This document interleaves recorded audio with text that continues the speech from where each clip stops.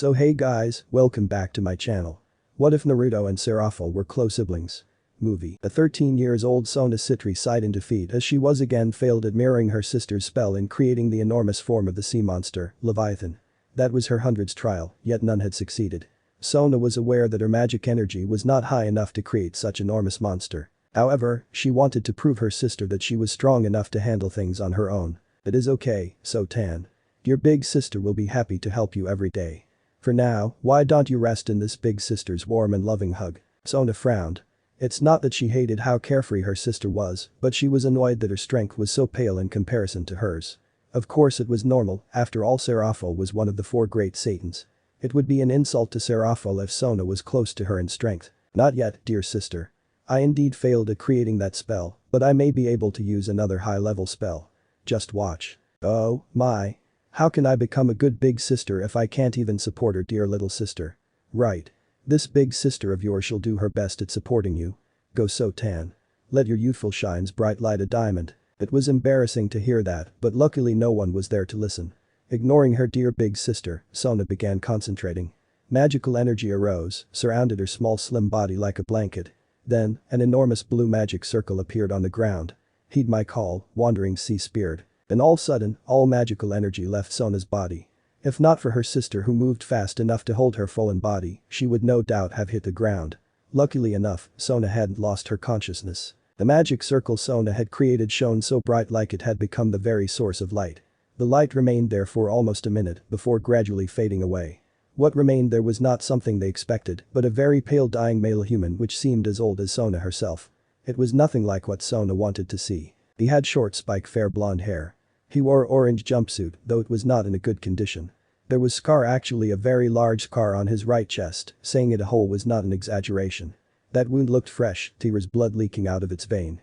Whoever caused that hole, Sona firmly believed that he or she wanted to kill him slowly and painfully. Tell me big sister, he isn't the supposed to be wandering sea spirit, is he? He had died. That furball bastard refused to help him.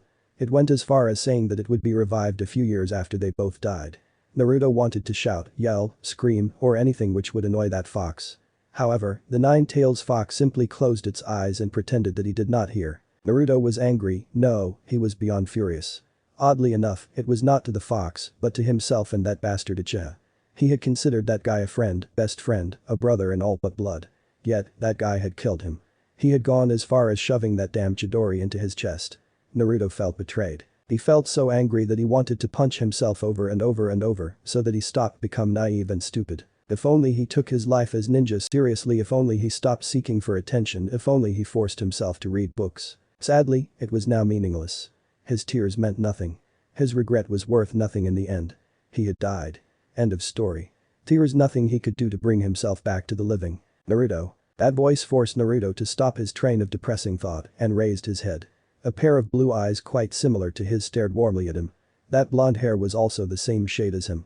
If not for the sharp chin and the lack of whiskers, Naruto would say that he was staring at the adult version of himself. But Naruto knew better. That man staring at him with a warm gentle smile at his face was someone he had seen. Precisely, it was the face he everyday stared at with grin on his face. The man standing before him. 4th Hokage. Naruto, how old are you? Many questions began filling Naruto's head. But, he managed to calm down. He had made so many mistakes by rushing everything and treating things like everything would be alright as long as he kept trying. Not anymore. That Naruto who lived to seek attention had died. He had to think carefully now before opening his loud annoying mouth, or so Sakura described him. 13. Naruto answered. He did not bother to stand up. It didn't matter if the guy was the 4th Hokage or that he could be mistaken as his father. Naruto wasn't going to stand up. He was tired. 13 years old, huh? The 4th Hokage, whose name Naruto didn't remember, looked sad like he was remembering something unpleasant. I have questions, he said with sorrowful eyes, but he didn't wait for Naruto's response. But I don't need your answer because I have seen it from within you. I'm sorry. Naruto was taken aback by the 4th Hokage's demeanor, more so with him saying sorry. As far as he concerned, his death had nothing to do with the man. It was his and that Uchiha's fault. And yet, the man was the one for some stupid reason saying sorry. Wait. What do you mean with I have seen it from within you? Naruto, am the one who sealed the Kyuubi inside you. 4th Hokage replied with face full of regret. To ensure that he would not escape when the seal got weakened, I sealed a part of my chakra into the seal. That is how I have seen it from within you. Now Naruto understood it. He so fucking understood it. The man stood before him, that goddamn man was the one at fault. He had caused him every shitty thing in his damnedest life. It was his damn fault, his very damn fault. Naruto im the fourth Hokage. How can I ask for another child when I can't sacrifice my own? I can't do that. As a Hokage, that is something I need to do. Those words stunned Naruto a little. He was not stupid. Okay, he was stupid. But not anymore. He had enough of stupidity. That's why he racked his damn brain so hard to understand the meaning behind those words to fully understand the situation. Naruto im your father. That's it. With the speed shocked even the fourth Hokage, a punch had found its way on the man's gut. It was not one. Naruto drove another punch and another until he was tired of it and fell backward. He cried. All emotions were exploding in his brain at once. He was angry, felt betrayed, yet he was happy. Finally, after so many lies thrown onto his face, the truth had unrevealed itself. He had a father. He was not a demon brat. He was not a monster. He was normal like other people. He had a father, and he should have a mother as well. You hit hard, but I very much deserve it. The fourth Hokage, who later introduced himself as Namikaze Minato, smiled weakly as he said that. But, putting all things aside, I'm so happy to finally meet you, my son.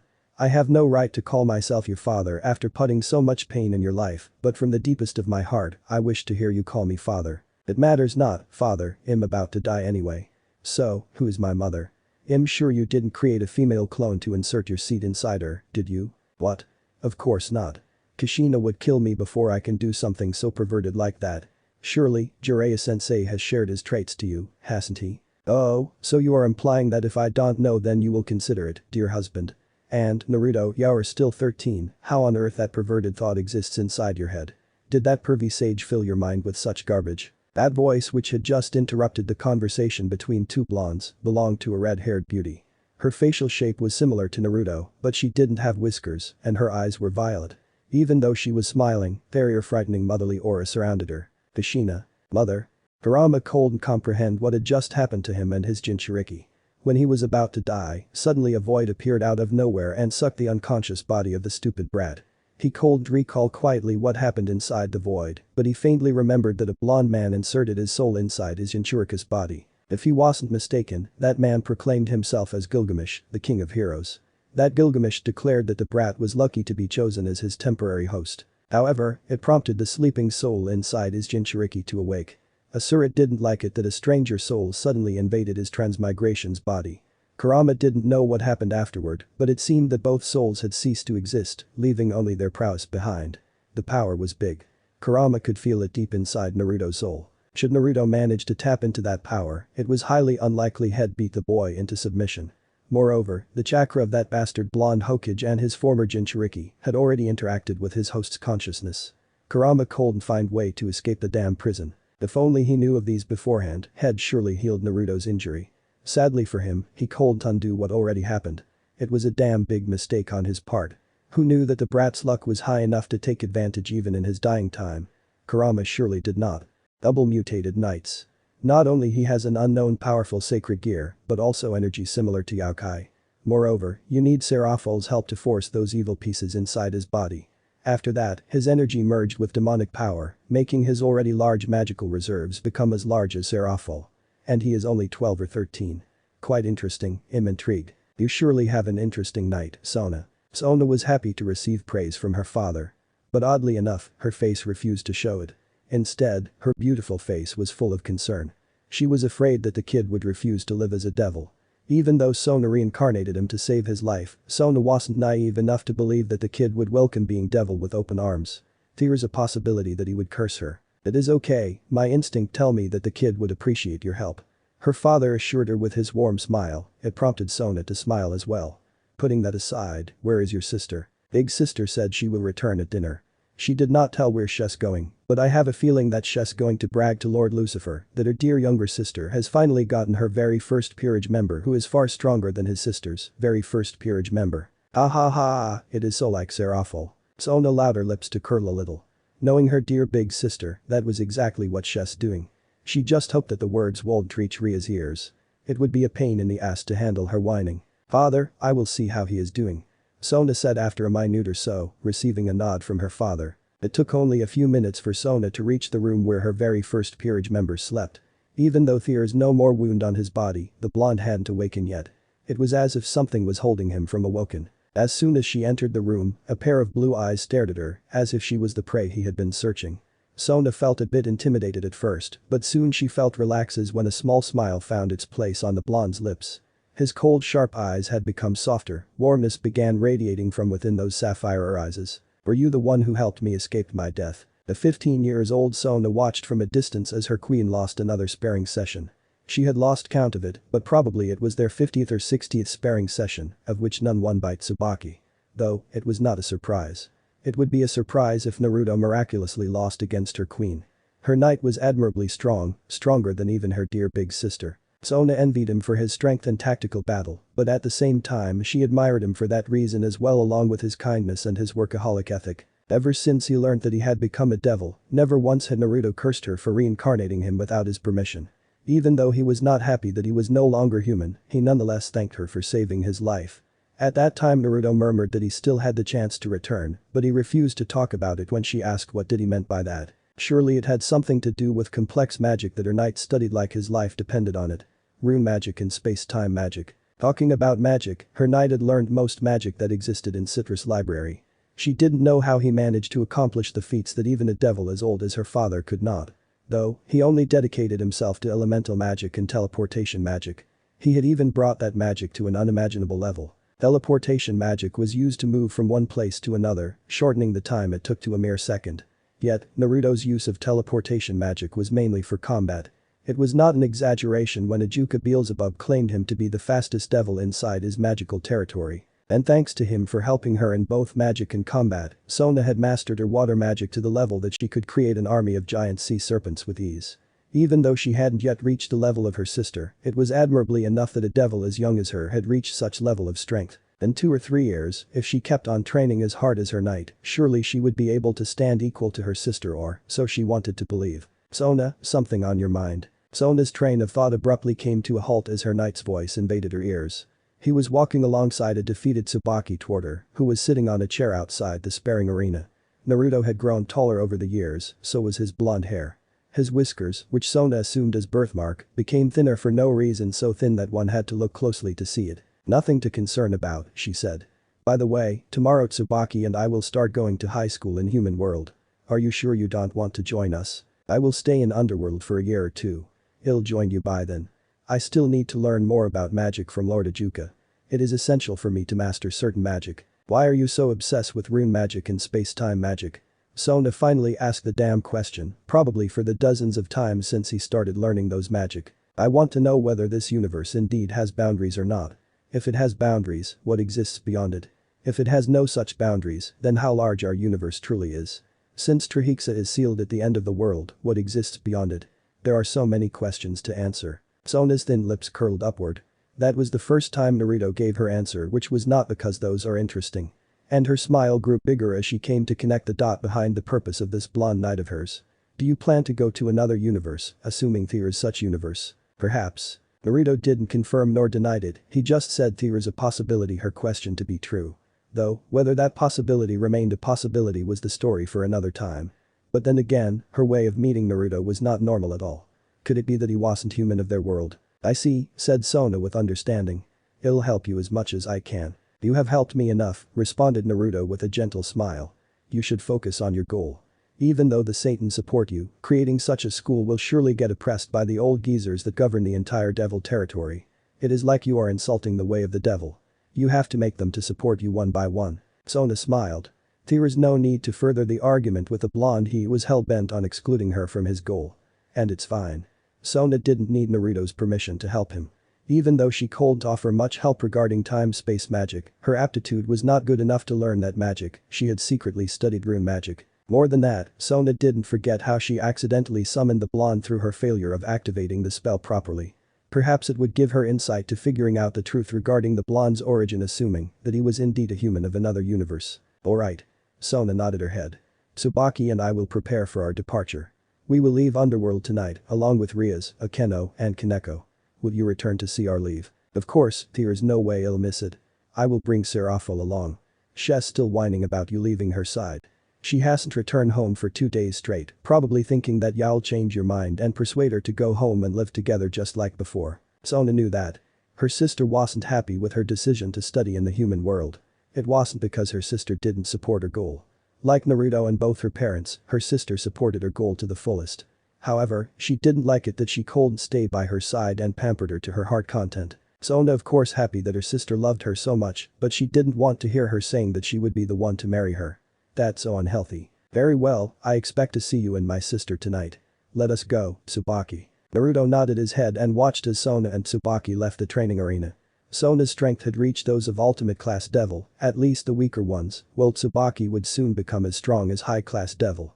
With those strengths, they surely could handle themselves just fine. Serafall didn't need to worry about their safety at all. I prefer the loud-mouthed stupid you. The train of his thought came to a halt as the deep voice of the mighty fox resounded in his head. It was amusing how the mighty Kyuubi became a salty guy.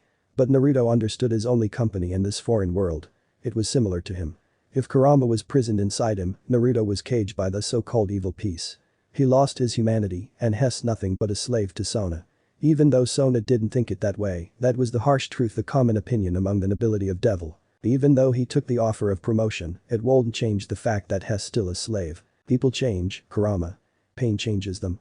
Having experienced near-death situation, finding myself no longer human, stranded in a world where there is no real chakra, it is a miracle if I don't change. If I was my old self, I would never have reached this far. We might never be able to return. Is that what you want? This world is not bad. If I managed to take over your body, it'd have become the strongest in no time. There are yokai in this world, I can easily become their supreme king. Kahaha. Naruto shared the laugh. Ever since he dreamt of the life of Asura, the supposed to be his predecessor, he had become closer to the Nine Tails. Of course Kurama tried to suggest him to over him his body every now and then. But nonetheless, it was nice, something he appreciated very much. The existence of Kurama was the only thing in this world which reminded him that the world he's living in was not his. As much as I want to indulge you in your delusion, I think I should hurry to meet Ajuka. He has been helpful for my cause. I feel bad for not arriving on time. In a way, he is my teacher. The old you would never do such thing. You pretend to learn magic from him, but in truth you are searching the secret of evil peace in his workplace. You have truly fallen, haven't you? I don't think so. In fact, I have become a better shinobi. HMPH, whatever. I want to sleep. Don't bother me. It was funny to hear that from the fox. In the first place, he was the one who started the conversation. Naruto should be the one to say that to the fox. Nevertheless, Naruto just shook his head and teleported himself out of the training ground. He appeared right on top of the massive building of Citri Mansion before creating a small magic circle which would teleport him right to the front door of the Devil Genius workplace. A few knocks on the door, a female devil wearing maid uniform opened the said door for him. Lord Ajuka has been waiting for you, Lord Naruto, she said, motioning the blonde to have access inside the workplace. And in he went. 2 years later, Naruto had come to the final conclusion. In order to cross the border of the universe, he had no choice but to go to the dimensional gap. Otherwise, nothing could be done to create path to another universe. It didn't matter how excelled had he become at both space-time magic and rune magic, it simply didn't work. Like Ajuka suggested a few weeks ago. Creating the portal at the center of the dimensional gap is probably the only way to travel to another world, assuming there is indeed another world as we think. It was a simple solution, which both he himself and Ajuka agreed at. However, the problem was the existence of the true dragon god who roamed over the void. That beast was overwhelmingly strong. Naruto indeed had not seen it yet, but he trusted the green-haired devil on his words. In his base form, Naruto believed he could handle Ajuka's Kankara formula. He'd need a certain sword from the Vault of Gate of Babylon, though. If he used Kurama cloak mode, he believed handling both Surzuch and Ajuka at the same time wouldn't be a problem. However, such strength was not enough to defeat the true dragon god.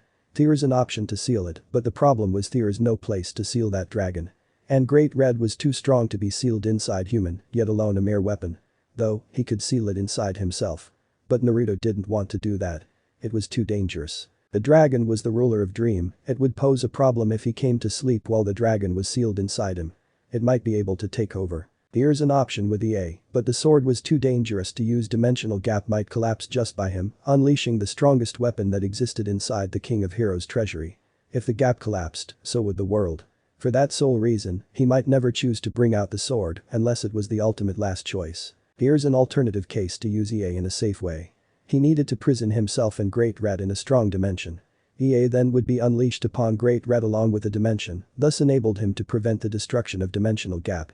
However, creating a dimension strong enough to contain Great Red long enough to defeat him was no easy feat. With his current strength, it hadn't become an option yet. Also, there was no certainty that EA could destroy Great Red completely. Therefore, it was better to avoid anything risky. Naruto hadn't managed to synchronize Asura's chakra with his, therefore it was impossible for him to use Asura's 6-path Senjutsu. According to Kurama, he needed to understand Senjutsu to tap into Asura's chakra. In his world, there are ways to learn Senjutsu. However, in this world only Nekushu could utilize Senjutsu. At least, that's what known about the rarest power existed in this world. And there are only 2 Nekushu in this world. Sona's rivals Rook and her sister, and only her sister was known to be capable of utilizing Senjutsu. Narutan. Narutan. I'm ready. Let us meet Sotan. Naruto's thought came to a halt as that voice screamed its way inside his ears, forcing him to shift his head toward the source. Serafall in her wholesome magical girl outfit along with magical staff in her hand and a magical hat on her head was already standing a few feet from him with a beaming smile on her face. Naruto smiled. I don't mind accompanying you anywhere even with that outfit, he said. But I think you'll embarrass the hell out of Sona. The worst case, she may refuse to meet us. What? No way. Sotan will never refuse to meet her beloved big dear awesome sister. She is missing me very much, she'd jump into my loving embrace as soon as we arrive. Then, how about making a bet? Should she jump into your loving embrace, I will join you on your magical girl show. However, should she feel embarrassed, you will accompany me sightseeing the beauty of Kyoto. How is it? My, Narutan. Are you asking this awesome magical girl to a beautiful date? How bold of you. However, I have to stress it that my heart belongs solely to Sotan. You can hold my beautiful hand, but my first kiss goes to Sotan, okay? Having a date with you would be nice, but unfortunately, Serafall, that is not my intention. You see, I'm interested to know. Serafall became a bit serious, just a little bit. Now that I remember you have similar energy to Hokage. Are you perhaps planning to learn Senjutsu, Narutan? I think it'll be useful to me, admitted Naruto. No. You'll not be learning it. Not as long I'm alive. That time, Serafall's playfulness had disappeared without trace. I think I don't need to ask your permission, am I wrong? Learning Senjutsu is dangerous, Narutan. It can cost you your sanity. I don't want to see you get hurt and I absolutely hate it when Sotan feels sad by seeing you getting hurt. Besides, you are already strong, Narutan. Ajuka-chan confirmed that you are strong enough to stand equal to him even when Hess using his Kankara formula. You are easily the 3rd strongest devil in the entire underworld. Naruto let a little smile appeared on his lips. He understood Serafall's reason. But it won't stop him from learning it. Very well, he'll not learn it. Naruto lied. But, knowing it will not be a problem, right? Are you against it as well? Well, knowing it certainly will not be a problem. Very well, this awesome magical girl shall fulfill your desire of dating her, the most beautiful magical girl to ever exist should she lose the bet. I do not exactly want to date you, but whatever. So, are we leaving now? Of course. The sooner we meet Sotan, the better for me. That said, the two left the underworld immediately. The magical circle brought them just on top of the school's rooftop. Naruto had visited the school twice, so he could teleport to the place without any preparation. Rias was happy that finally she managed to reincarnate Issei, who hosted sacred gear, which contained the soul of one of the only 2 heavenly dragons, as her pawn. Even though she was forced to allow him to be killed in the first place, but she could pay tribute to her dirty play by helping the boy to fulfill his dream of creating his own peerage full of woman. However, despite her happiness, Rias cold shake the frown at the thought that Issei was weak at the moment. She had planned to go against her arranged marriage with that bastard Phoenix by challenging him to participate in a raiding game against her, and for that purpose she needed strong comrades. So far she had Akeno, Kaneko, Kiba, and Issei only 4 pieces. With her included, there are only a group of 5 pieces. On the other hand, Riser had complete pieces. They were outnumbered. Even though Issei had high potential, Rias doubt that Issei could be as strong as she wanted him to be in less than a month. Her sister-in-law had informed her that the bastard would come to her in less than a month. Issei wouldn't be strong enough to help her to win by that time. She needed more peerage's member, and that was the reason why she was sitting on a sofa inside the student council room. I'm sorry, Gremory-san, but the president is teaching Saji about magic and devil and etc. She wants you to wait for a few minutes, she will be here by then, that is if you indeed need her. Rias stared at Tsubaki Shinra, the vice president of student council and the queen of her childhood friend. Like Sona, Tsubaki was serious, polite, and very strict woman. In terms of strength, she was stronger than Akeno. Tsubaki's mirror could reflect all of Akeno's lightning, her queen's strongest element. That was also the reason why her queen had spent more time advancing her mastery over lightning. That sadist woman wanted to defeat the vice president so bad. Tsubaki was so proficient with her mirror that she could manifest dozens of it at once. Heck, Rias didn't know if she could defeat her by herself. If the mirror could reflect her power of destruction, her chance of winning was as low as a Keno. After all, unlike her and Akeno, Tsubaki was also very good with sword and her speed was comparable to Yudo's. However, it was highly unlikely the mirror could do that. It would be destroyed before it could reflect the power of destruction. "Thank you for informing me, Vice President, I will wait for that few minutes," responded Rias. By the way, Tsubaki, how many pawns she used to reincarnate the Genshiro Saji? As far as Rias knew, Sona had only 4 pawn pieces left. If she used all, it meant her peerage was complete. That calculating woman worked really fast and she didn't use any dirty trick to increase her peerage's member. Rias hated to admit that, but she acknowledged her loss. 4. He has a strong sacred gear. He is the reason why Sona gave you the chance to recruit your newest member. Though, he is as clueless as your pawn. But at least Tess not too bothersome to handle. I see, Rias assumed as such. As kind as her childhood friend was, she was still a devil. There's no way Sona would let her head essay without competition if she had no other option. And as she feared, Sona had completed her peerage before her. Though, Rias could care less about their rivalry. It was not important at the moment. What she needed to think was how to convince Sona to give her one of her peerage's member.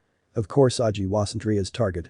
Putting aside his strong sacred gear, what she needed was the one who already strong enough to help her winning the game. Her target was naturally the mysterious knight of Sona.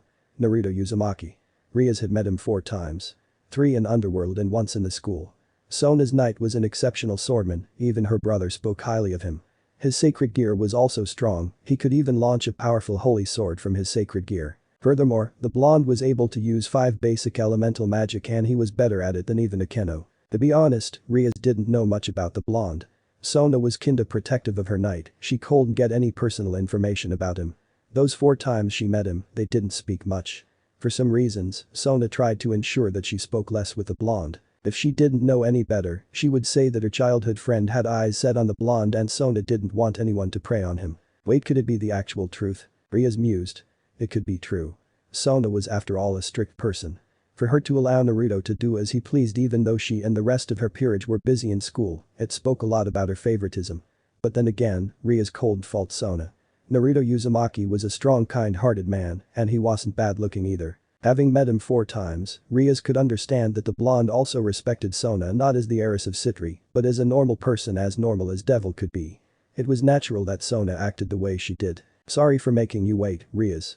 And Tsubaki, I leave Saji in your care. Rias' thought was interrupted by that voice. When she shifted her eyes toward the woman, Tsubaki was no longer in the room. Sona then sat right on the opposite of her seat. Those cold calculating eyes were staring at her with full force. In the moment Rias felt it was a mistake to continue her reason to be in the room, but she shook her head as she deemed that her future was far more important than a quarrel with Sona. So, Rias, what can I do for you? Rias didn't reply immediately. She was in deep thought, contemplating on how to persuade her childhood friend. Rias knew for sure that Sona didn't against trading her peerage's member, as long as the said person wanted to leave her peerage in the first place. In that case, if she managed to persuade the blonde to join her side, Sona would likely agree. However, if indeed that Sona had her eyes set on the blonde, things would be different. Sona, Rias finally opened her mouth, her right hand brought a piece of night evil piece from her pocket, putting the said piece on top of the table. Please, let me borrow your knight for a period of time. Rias bowed her head. I will give him back to you as soon as I beat that bastard Phoenix in raiding games. No. Short, plain and simple. That's the answer she received. However, Rias wasn't deterred. Sona, I'm sure you can understand how desperate I am. So, please no. The voice which cut her sentence was voiced with such coldness that Rias felt as if she was inside a freezer. It prompted Rias to raise his head, staring nervously into those cold piercing eyes. Naruto isn't a tool to be borrowed, nor is he a slave I can simply lend to a friend. However, if he chooses to leave my side, it'll not stop him. Rias cold hid her frown at the first sentence, but the later sentence succeeded on wiping that frown away. However, before her smile blooming, Sona's emotionless voice stabbed her right in her heart. But unluckily for you, Rias, he is my knight's, not knight. Isn't Tomo Meguri your other knight? Asked Rias hopefully. No, she is my rook. But she is good with sword. Indeed she is. Rias stared intently at those sharp eyes, seeking the lies hidden beneath it. Yet, she found nothing. Sona had said the truth, she did not deceive her. Meaning, even though Rias could persuade the blonde, she would be unable to add him into her peerage. She had only one piece of her knight. Raiding game system allowed no more than 2 knight pieces per peerage team. There was a solution. Rias could offer Yudo along with a piece, but she wasn't the kind of person to treat her peerage like a tool. I see, Rias muttered and took back her knight piece. Thanks for listening to my selfishness, Sona, I appreciate it a lot. Sona nodded her head, gave no more words to reply. Rias gave her a weak smile and walked out of the room. She disliked it that her intention met the unmovable block. But it couldn't be helped. There was nothing she could do to change it. Rias had no choice but to rely on her peerage member. Perhaps she could pressure Issei a bit so that he could be stronger, or not. Sona shook her head and sighed in a deep breath. She had managed to hide her anger quite well. It was true that she had assumed that Rias would one day suggest that to her and she had prepared herself to reject it. But the anger she felt couldn't be fooled. She didn't like the thought of letting Naruto leave her peerage. He was her knight. His job was to remain by her side like the knight of the princess she read in a certain fantasy romance novel. It seems you are angry at something. If not for the fact that Sona was staring at the source of the voice when those words sunk into her head, she'd have been aghast by the sudden interruption. She had not felt him at all. He just appeared out of nowhere while already taking a sitting position on the window. He sat there with those blue eyes staring at her, onyx eyes hiding behind her glasses. By the way, I'm a simple clone.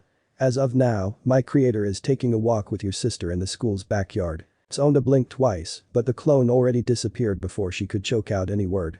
Sona blinked for a few more times before finally she stood up and ran out of the room like her life depended on it. I can't let her embarrass me, not in front of the whole students. Yelled the third most famous people in the entire school. She had to ambush them before her sister managed to get the attention of students. Ignoring the confused face of her peerage, Sona walked in a fast pace exiting the student council big room, a room that contained a couple of smaller rooms. She wanted to run, but she could not do that because it would be breaking the law. She was the president of student council, it was unacceptable for her to break the rule. A few minutes later, after ignoring the looks given to her by the student she passed by, Sona finally arrived to the backyard of their school. See, Serafall, she doesn't want you to embarrass her. Naruto pointed out to the pouting Serafall while nodding his head sagely. Now, let us see the outcome of our bet. Come, Sotan. Serafall yelled with arms opened wide. Here, jump into your beloved big sister embrace.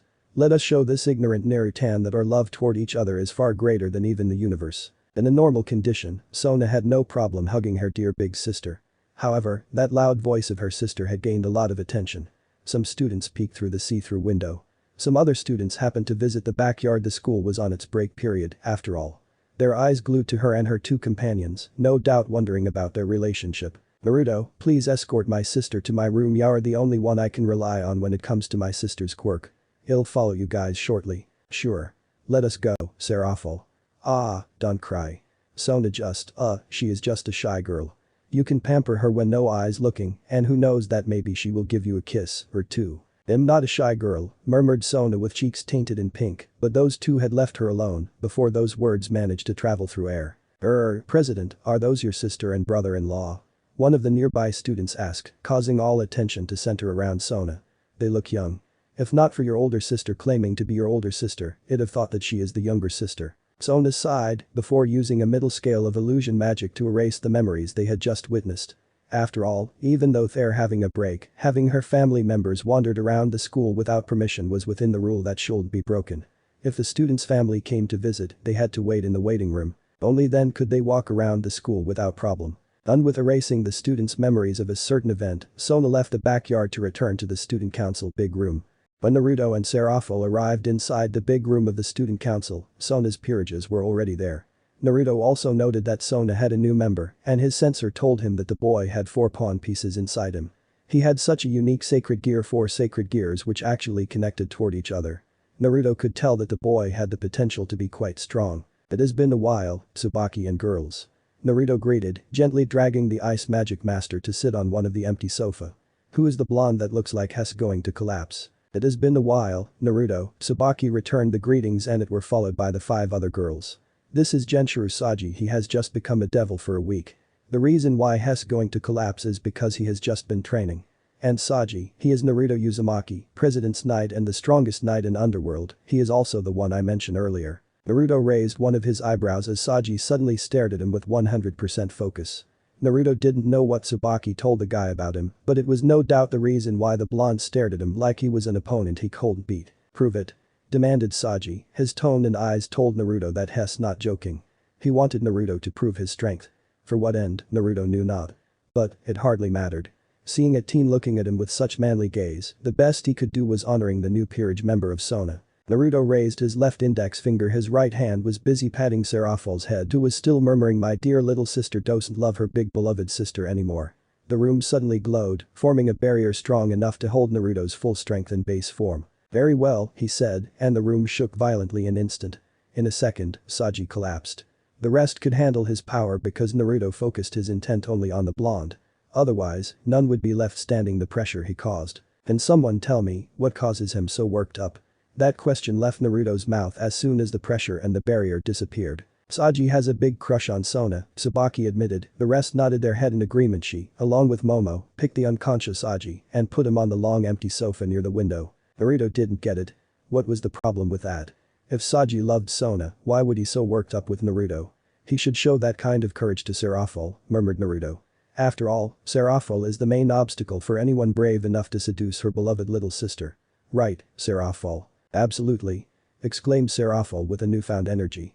"I'm the one who will marry Sotan. I will crush anyone dares enough to challenge my position. I'm not going to marry you, big sister, it is unhealthy." Sona entered the room, her right hand had found its place on her forehead, massaging it, lessening the headache she suffered. "Anyway," she said as she sat herself on the sofa at the opposite side of Naruto. Serafall didn't waste time to throw herself at her sister. "It is nice to see you again, Naruto. Are you going to finally leave the underworld?" "It seems so," admitted Naruto. "Besides, I've said that I will join you in a year or two." A small genuine smile appeared on Sona's lips. Though, Sona quickly hid the smile when the stares of the females rested on her face. She faked a cough before saying, "Anyway, I have prepared your uniform. If you're fine with it, I can arrange your enrollment right away so that you can start joining us tomorrow." Naruto wasn't interested in joining them in a class. He would rather play with Serafall than sitting in a classroom for hours. Nope. No way. Naruto won't join any class. He wanted to say that. But, looking at those onyxer eyes full of expectation, it was hard to refuse. Not to mention that Sona had prepared the uniform. Naruto would listen to his mother's advice. Don't disappoint a woman expectation when the woman has already prepared everything. That is not the act of a gentleman. If it makes you happy, I will attend the school with you. Naruto and Serafall left the school 2 hours since their arrival. It wasn't an easy feat to persuade Serafall to leave her sister, but he had managed to do that just fine. Naruto had known Serafall for 4 years and dozens days. She was not hard to convince as long as the words given to her were credible. Since Naruto was close enough to know personal things of Sona, Serafall had no reason to doubt his words. Currently, as promised, they were heading to Kyoto. Precisely, they had arrived to the outskirt of the city. Serafall had sent her familiar beforehand as not to surprise the leader of the city of Yokai. Hence, it was understandable that as soon as they reached the closest shrine, a priestess Naruto sensed her as Yokai in disguise asked them to follow her. "You are devil, yet I can feel the energy similar to us in you," the woman muttered. "And I certainly know you are not a Yokai reincarnated into devil, either. If you can sense that, it means you are very good at sensing," stated Naruto. "In fact, you are better at it than most beings." "Thanks for the compliment, but it will not make me think any better of devil. Lady Yasaka is kind and passionate. She ignored the past mistakes in order to forge a better future. But the majority of Yokai shall not forget it. Remember that." That cold statement caused both Naruto and Serafall to look at the priestess, but the woman just ignored them. "Of course, we will not forget the sin caused by our kin even, though most of them caused by the old Satan faction." Serafall replied, her smile was anything but kind. "You better not." It ended the conversation. And not long after, they crossed a border in between the humans' Kyoto and Yakai's Kyoto. A few Tengus welcomed them. The priestess left them on their hand and returned to the humans' Kyoto, Naruto and Serafall, then being guided toward the palace where the leader of Yakai's waiting. Naruto left Yasaka's territory 2 hours after the sunset. Since he was going to leave Underworld for years, he decided to accompany Serafall to Underworld. At least, that was what he said to the Satan. The truth was, Naruto just wanted to take the few things he had. Not many, just a couple of magic papers, clothes, and books. And after having a few words with Serafall, mainly a promise that the Satan would kill him should harm came upon Sona, Naruto finally left the underworld. Though, he didn't go right to Kuo. Naruto appeared at the outskirt of Yasaka's territory. Just roughly 3 meters from the invisible barrier surrounded it. Naruto called upon his chakra before finally clasping his hands together. Kuchiyas no Jutsu. A poof of smoke appeared right in front of the blonde. It took a couple of seconds for the smoke to disappear. When it did, a red-haired man an inch taller than Naruto already standing there with eyes closed. The man was quite feminine, no whisker on his cheeks, so that people wouldn't think that the two had blood ties. If only his hair was a bit longer, it would be hard to tell whether it was a man or woman even, though the man in reality was a genderless being. It was not a simple clone. It was the greatest clone in existence, at least as far as Naruto concerned. It was the combination of Fuinjutsu, blood clone, shadow clone, and the idea of a jutsu that could split one into two. Biju enchanted clone, named Naruto, a rather lame name if Naruto being honest. Kurama. One and only, the clone responded with evil grin, his red eyes with slit pupils were staring intimidatingly at the blonde. But Naruto didn't fear it. Kurama cold beat him. With that clone body, Kurama could do more than in his original body. His control over his chakra became perfect. He could do any jutsu he knew. Even with only half of himself, the Kurama in front of him would beat full Kurama in his giant body. However, Naruto was the creator of the body. He could disperse it at will. Well, I'll leave the rest to you. You can do as you please, but don't forget of your priority. I'd hate to come to you and say that your freedom has come to an end. HMPH. I don't take order from you. Kurama glared menacingly. However, his voice softened, since you are truthful to your words, it'll help you just fine. Consider this a beginning of right teamwork. Yeah, consider this a beginning of teamwork between us. Similar to a woman in one of the shows Serafall forced him to watch, Kurama shifted his head to the right, refusing to stare at the blonde's eyes. Naruto mused. What at Sundeer? Of course he could not say that to the redhead. Kurama's pride would shatter, and there is a possibility that he would refuse to talk to him anymore. Then, I'll leave you to enjoy your semi-freedom. I will see you again, Kurama. Without waiting for the said person's response, Naruto teleported himself right toward where Sona located. Indeed, he had marked the girl with his rune clothed by a simple Fuinjutsu, of course, without the girl knowing. That way, not only could the blonde teleport himself to her location freely, he could also sense if the citrus heiress was in a bad situation. VVV. At night, Sona and her peerage only encountered one stray devil. It was quite strong for a mere stray devil. It took all of her peerage, excluding her and Tsubaki, to completely annihilate it. Saji didn't help much since Hess still knew, but he did a good job at fighting. Perhaps in a month, he would be strong enough to handle such stray devil on his own. Sona, shall we check on Rias and her peerage? Asked Tsubaki as soon as the rest peerage member left them to their home. I did see her new piece visiting the old church. It is not necessary. Rias will ask for help if she needs it. Besides, there is no dangerous fallen angel there. Rias should be capable handling them. Let us Tsubaki, sorry to say this, but you can rest early tonight. I have something to do. Tsubaki opened her mouth, wanted to ask her to elaborate. However, she changed her mind when her eyes caught the sight of blonde hair on top of a rooftop dozens meters behind Sona. She didn't feel his presence at all. Tsubaki didn't know if it was Sona's perception or intuition, but she was quite sharp to sense if Naruto was near. I understand, said Tsubaki with a knowing smile. Take it slow, Sona. I don't know what you are getting at. Sona adjusted her glasses while maintaining her poker face. Tsubaki gave her a teasing smile, and she teleported herself right away before Sona managed to mutter a single word. Once again adjusting her glasses, Sona turned around and hopped herself into the air. With a simple use of wind magic, she managed to launch herself high enough from the ground before gradually landed right in front of the blonde. Thanks for the thin leggings she wore, the citrus heiress needed not worry about the wind that lifted up her skirt while she was in midair. That way, even though she wanted to see the blonde's reaction, she needed not to embarrass herself. How long have you been here? Asked Sona as she sat herself next to the blonde. Not too close, but not too far either. There is only enough space to fit two adult cats in between them. Long enough to see the finishing blow to the stray devil. By the way, why did you ask Tsubaki to leave? I happened to hear that she suggested on checking the Gremory. I was thinking on joining you too. I'm quite interested on this boosted gear ability. Sona's stoic face remained there. I want to test myself. She said, of course that's not a lie. Sona wasn't answering the blonde's question. She merely ignored it and shifted the topic of conversation. To see how far I have become since the last time we spar. A thin smile appeared on Naruto's lips. Sona knew that Naruto knew that she knew that he knew what she was doing. Nevertheless, they ignored that in continuing the conversation. How about a wager? Asked Naruto as he gazed at the full moon hanging above. I am listening. If you can land a hit on me, I'll become a proper student. However, if you fail, I will send a clone to take my place in class. While adjusting her glasses, Sona said confidently, I will ensure that you become a proper student. Then, let us go.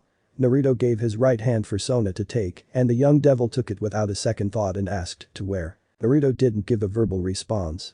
And Sona didn't need it either. Right after the word where left Sona's mouth, their environment had changed to that of white land filled with snow and ice. There is no doubt that they're in Antarctica. Aren't you being generous? Sona eyed her surrounding thoroughly. She was not excellent in ice magic, but she was good enough. Of course it was nowhere near her sister's mastery, nor was it comparable to her water magic. Nevertheless, it was her second strongest magic in her arsenal. As far as I remember, there is never a time when I wasn't being generous. Fine. I will not hesitate at all. Yelling that, Sona left Naruto's side to create enough space for them. I win with one hit and you win when I surrender or fail to get up. Is that alright? Of course. Have it your way. Sona prevented herself from frowning. She knew that Naruto wasn't looking down on her. The blonde had never looking down on his opponent unless it was the unworthy one. Still, it would better if the blonde ceased his calm demeanor away and took a serious attitude. But, knowing Naruto's strength, it was understandable. Moreover, Sona would use his confidence to beat him. Inhaling, Sona strengthened her will and mustered her strength. In a second, a shockwave sent every snow around her away, leaving a crater with her on its center. Clasping both her hands, numerous small blue magic circles, more than 100, appeared out of nowhere before Sona. And in a second, all of it shot a water bullet which each speed easily surpassed that of the sound speed in air. Such a fence was deadly even for a horde of high-class devil. The speed and its number made it difficult to evade. But that was to be expected. In term of its damage, hundreds water bullets was comparable to her 7th strongest water magic's offensive spell, Spear of Maelstrom. It was more than enough to completely destroy Tsubaka's 4-layer mirrors, her 3rd strongest defense, through utilizing her sacred gear. That's why a horde of high-class devil would likely not survive unless they had strong defense or high regenerative ability like Phoenix. However, Naruto was not a high-class devil. He was way beyond that. Such offensive spell didn't enough to even phase him.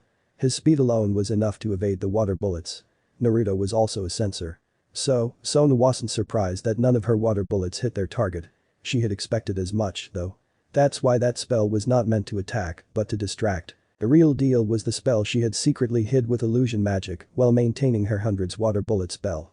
While Naruto was indeed a censor, he was not that great of a censor, or so he claimed. But Sona didn't take it lightly. Hence, she put so much effort to cast such illusion to cover her gigantic magic circle with a minimum amount of demonic energy, therefore, making it hard to sense. Deep sea emergence. Shouted Sona in her head. As expected of Sona, mused Naruto as he saw a tremendous amount of water erupted from the ground. From the amount of demonic power he sensed, safe to say that the water cover almost a third of Antarctica. When the water bullets stopped coming, Naruto was already inside a gigantic water ball with diameter exceeded 100 km. If not for the barrier he casted, he would naturally felt the pressure. There is no doubt that Sona's mastery over water magic was already greater than that of Serafall's and his. Well, he didn't focus himself on water magic, so it was understandable. Still, to create such amount of water with a single spell and in a mere second, only Poseidon could achieve the same feat. Truly, Sona had grown stronger than the last time they spar. However, this is not enough. Naruto failed to finish his sentence when suddenly his barrier began to crack. She compresses the water. To truly master her water magic to its highest level, Sona bothered herself to follow the research of human scientists. At that time that she encountered the fact that unknown to the supernatural beings. When you compress the water, it customarily heats it. Human had managed to create ice hotter than boiling water, even though it lasted only for nanoseconds. Nevertheless, such breakthrough brought Sona to a higher level at understanding her magic. In term of mastery over water magic, Sona believed that even Poseidon was no match for her. However, her problem was the amount of demonic power she possessed. She had so little of it that despite of her mastery, she couldn't do all things she should be capable of. That was her weakness. Her demonic energy was pale in comparison to the divine energy possessed by Poseidon. Even Rias had more demonic energy than her, although not by a large margin. That's why, to achieve the same feat brought into reality by those scientists, Sona had to burn all her demonic energy. Hence, as soon as the water started to shrink and freeze, she had fallen to her knees due to losing her demonic energy.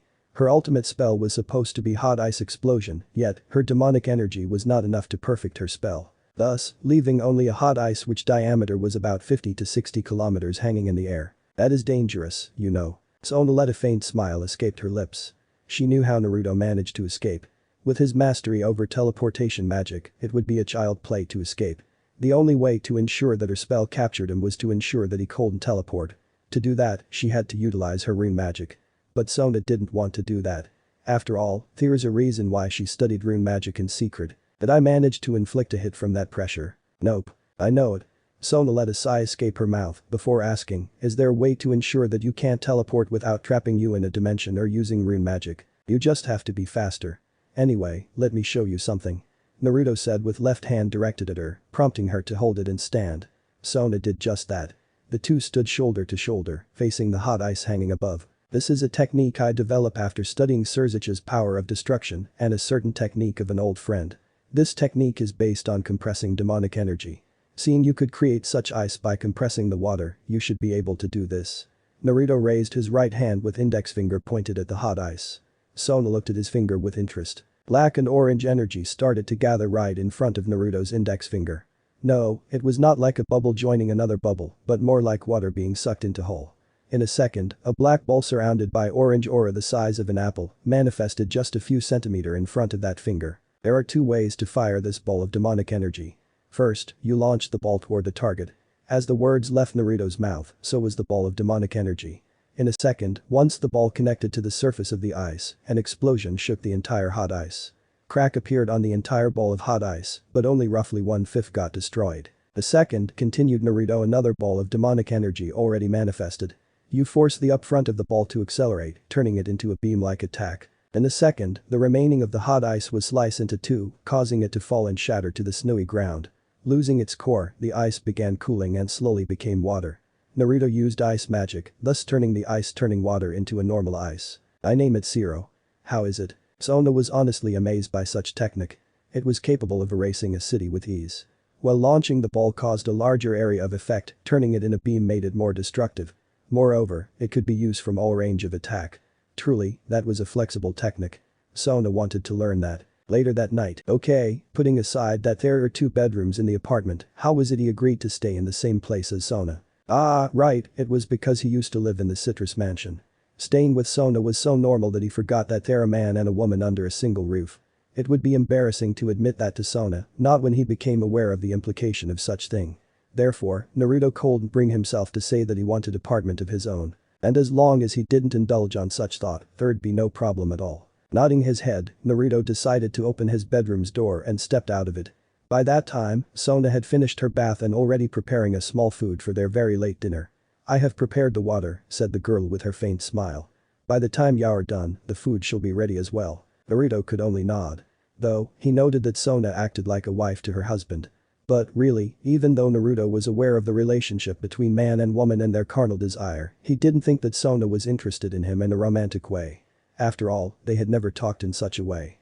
His relationship with her was like that of a close friend or family. So, it must be his imagination that Sona was acting like a wife to her husband. Indeed, that must be the case. Naruto once again nodded his head lightly, feeling confident of his thought. There is no way he was wrong. Although he would be happy if that imagination was not a mere imagination, Naruto decided not to think too deeply about it. After all, he would not live in this world forever.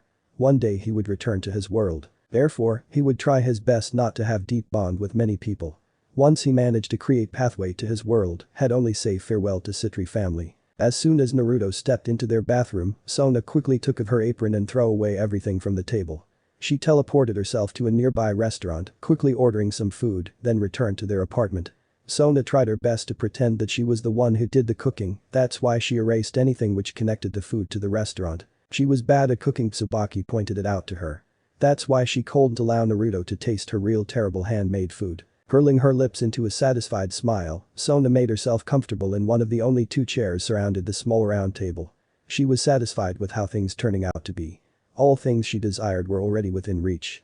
From now on forward, things looked bright for her. Adjusting her glasses, Sona calmed herself. No matter how delighted her heart was, it's not wise to let it show. It was fine to allow a small smile appeared every now and then, but not more than that. Thus, she had to maintain her stoic face like usual. Take it slow, mused Sona remembering Tsubaki's advice. As promised, Naruto let his clone experience school. He was kind, wasn't he? Letting his clone enjoy the youthful life at school, when in truth he could selfishly have that joyful thing for himself. How unbelievably kind he was. Sadly though, his clone didn't share that belief. It cursed him for being too cruel.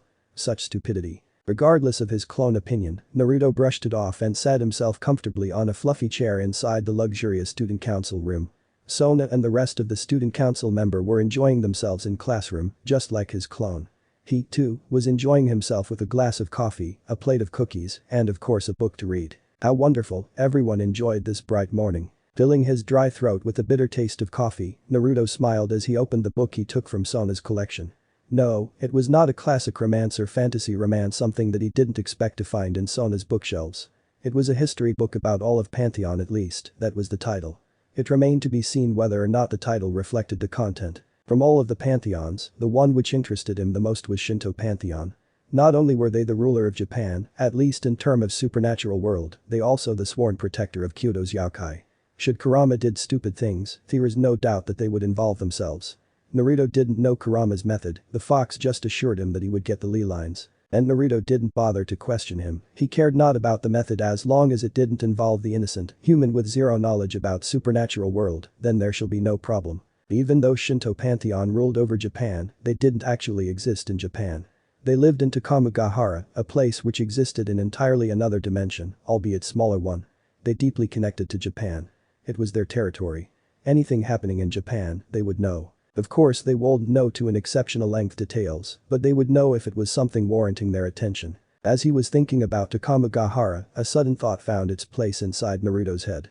What's happening in elemental nations? Was the flow of time there same as here? Elemental nations. Parent, have Kabuto returned? Asked Sasuke as he sat himself on his throne Orochimaru's former throne. Not yet. But one of his underlings has reported that the Four Eyes managed to infiltrate a Megacure. If he's slippery enough to escape, we can expect his return tonight or tomorrow. I see. Sasuke nodded his head, eyes shifted to the snake Sannin. Orochimaru, as promised, I will give you my Manjikyu Sharingan after Itachi's eyes are implanted in my eye socket. With white Zetsu body you are now using, you should be able to handle it without risking yourself going blind. Therefore, do not try anything funny with Obito's eye. It is more useful for Karen to use. Orochimaru had gotten back his hands with the help of a certain mask from Uzumaki's shrine, it would be troublesome if he got his hand on Obito's special eye. And knowing Orochimaru, he had also guessed that Kakashi's Sharingan belonged to Obito. Orochimaru would be able to kill him if he got his hand on both Sharingan. Orochimaru laughed evilly as he listened to those words. My, Sasuke-kun. Have you lost faith in your beloved teacher? Sasuke prevented himself from snorting. You are no my teacher. You are helpful in making my body stronger by injecting it with Hashirama's cell. I'm my own teacher. Now, go, prepare the necessary tool for my eye's transplantation. I want to master perfect Susanoo as soon as possible, take the Rinnegan, and collect all the remaining Biju. How about the Kyuubi? Sasuke didn't hide his frown at the mention of Kyuubi. It was unknown to anyone but him that Naruto hadn't died yet. That idiot was sucked by a blackish hole a dozen seconds after he shoved his Chidori inside his right chest. Sasuke didn't know where that hole took Naruto, but he hoped that the blonde was still alive. Both of their lives were miserable, Sasuke hoped that Naruto was happy in wherever he was. It doesn't matter, replied Sasuke. 8 Biju is enough. We can use that pseudo Kyuubi Jinchuriki as sacrifice. If what Obito said about Yubi is real, I think it is better if I don't awaken it in its full power. Now go, prepare the table of operation. I want to be ready in an hour. Bukikuku, I can see it in the future that you call yourself Emperor Sasuke united the world and create an everlasting peace. Sasuke didn't give any response to Orochimaru's comment. Though, the snake Sannin was not wrong. He wanted to unite the nations and create an everlasting peace his brother so dreamed of. With Black Zetsu sealed by Itachi's Totsuka blade, no one would bother to revive the real Madara. So, no one would be capable of stopping him.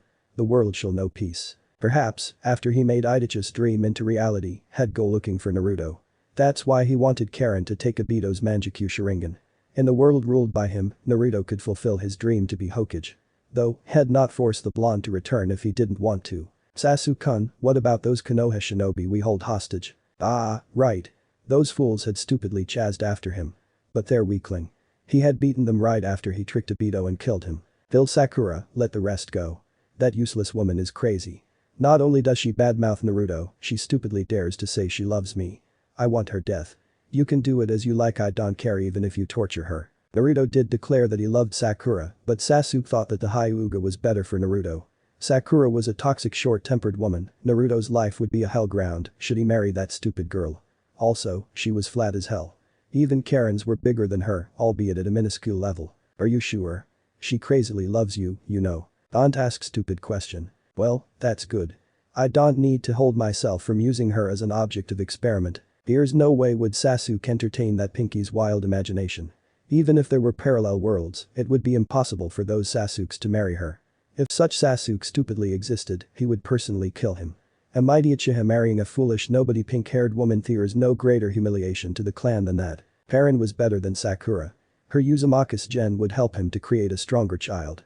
The next generation of Uchiha will be the royal clan, they would become the royal family of the whole world. They would be superior to any clan or family. Other than Karen, there was Tsunade, the Senju.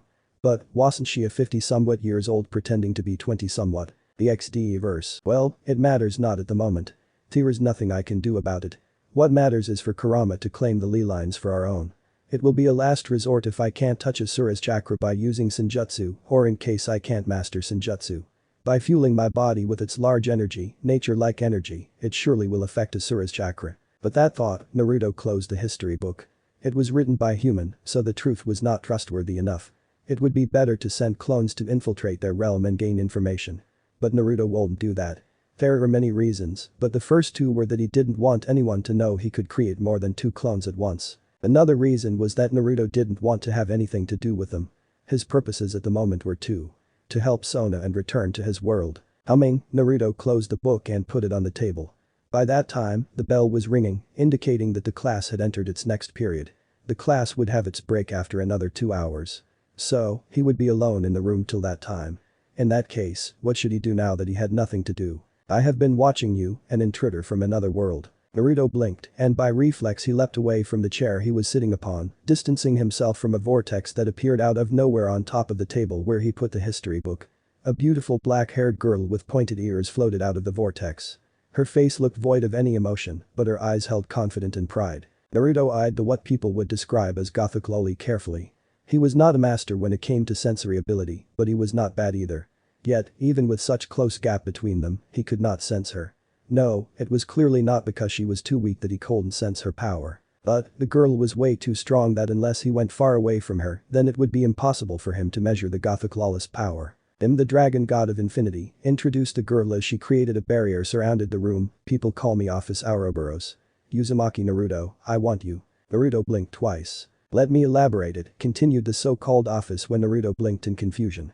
The power dwells deep in you, I want you to fully master it and help me kill the ungrateful stupid overgrown lizard who calls himself Great Red. In exchange, I will open the way for you to return to your world. Naruto's brain suddenly worked so hard like there's no tomorrow. He had worked so hard to fulfill his main goal, but for Ophis to suddenly come and promise him a way to return home. Was it an insult to his struggle? What the meaning of his hard effort studying a complex art if this being offered it just like that? It's too good to be true. However, facing Great Red, the strongest being in the world, that Great Red, that was not impossible. If Ophis created a large enough space and ensured that Great Red could escape for a certain amount of time, he could smash the true Dragon God Emperor with his full power. If that was not enough, he could reign the Dragon God of Dream with all weapons from within his vault. And if that is not enough, he could prison the dragon inside his vault and ensure that the gate would be closed for all eternity. Naruto could see it. With Ophis, the chance of defeating Great Red was close to 99%. How tempting. Yet, Naruto was no longer a naive kid. That's why it's hard for him to comprehend the situation he was in.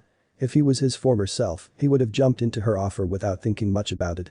But now, no need to give me your rush answer, I'll see you again in a month. By that time, I want to hear your answer. And to ensure that I'm serious about my intention, I will help you awaken your great power. Naruto had no time to respond to Ophis' one-side decision. An ethereal snake-like energy had pierced his stomach with speed that even he who was considered by Ajuka to have a superior reflex failed to notice. However, there was no pain followed. Instead, Naruto felt great power flooding his chakra system. And what are the 12 black balls that suddenly appeared behind his back? Also, his sense suddenly skyrocketed to a higher level that it bypassed a barrier and went away that he felt the presence of Kurama and inner Kyo. I can't measure your energy, muttered Naruto with eyes widened wide in surprise. I embody infinity. Unless your amount of energy is close to mine, it is unlikely you will be able to gauge my exact amount of energy. I have so much energy, much more than even that disgusting overgrown lizard. Though, even with my vast energy, that shithead is still stronger. Now then, Uzumaki Naruto, I bid you farewell. Naruto had no chance of responding to the words spoken by Ophis, the said being had disappeared without trace. Though, Naruto didn't pay much attention to the disappearance of the Dragon God of Infinity.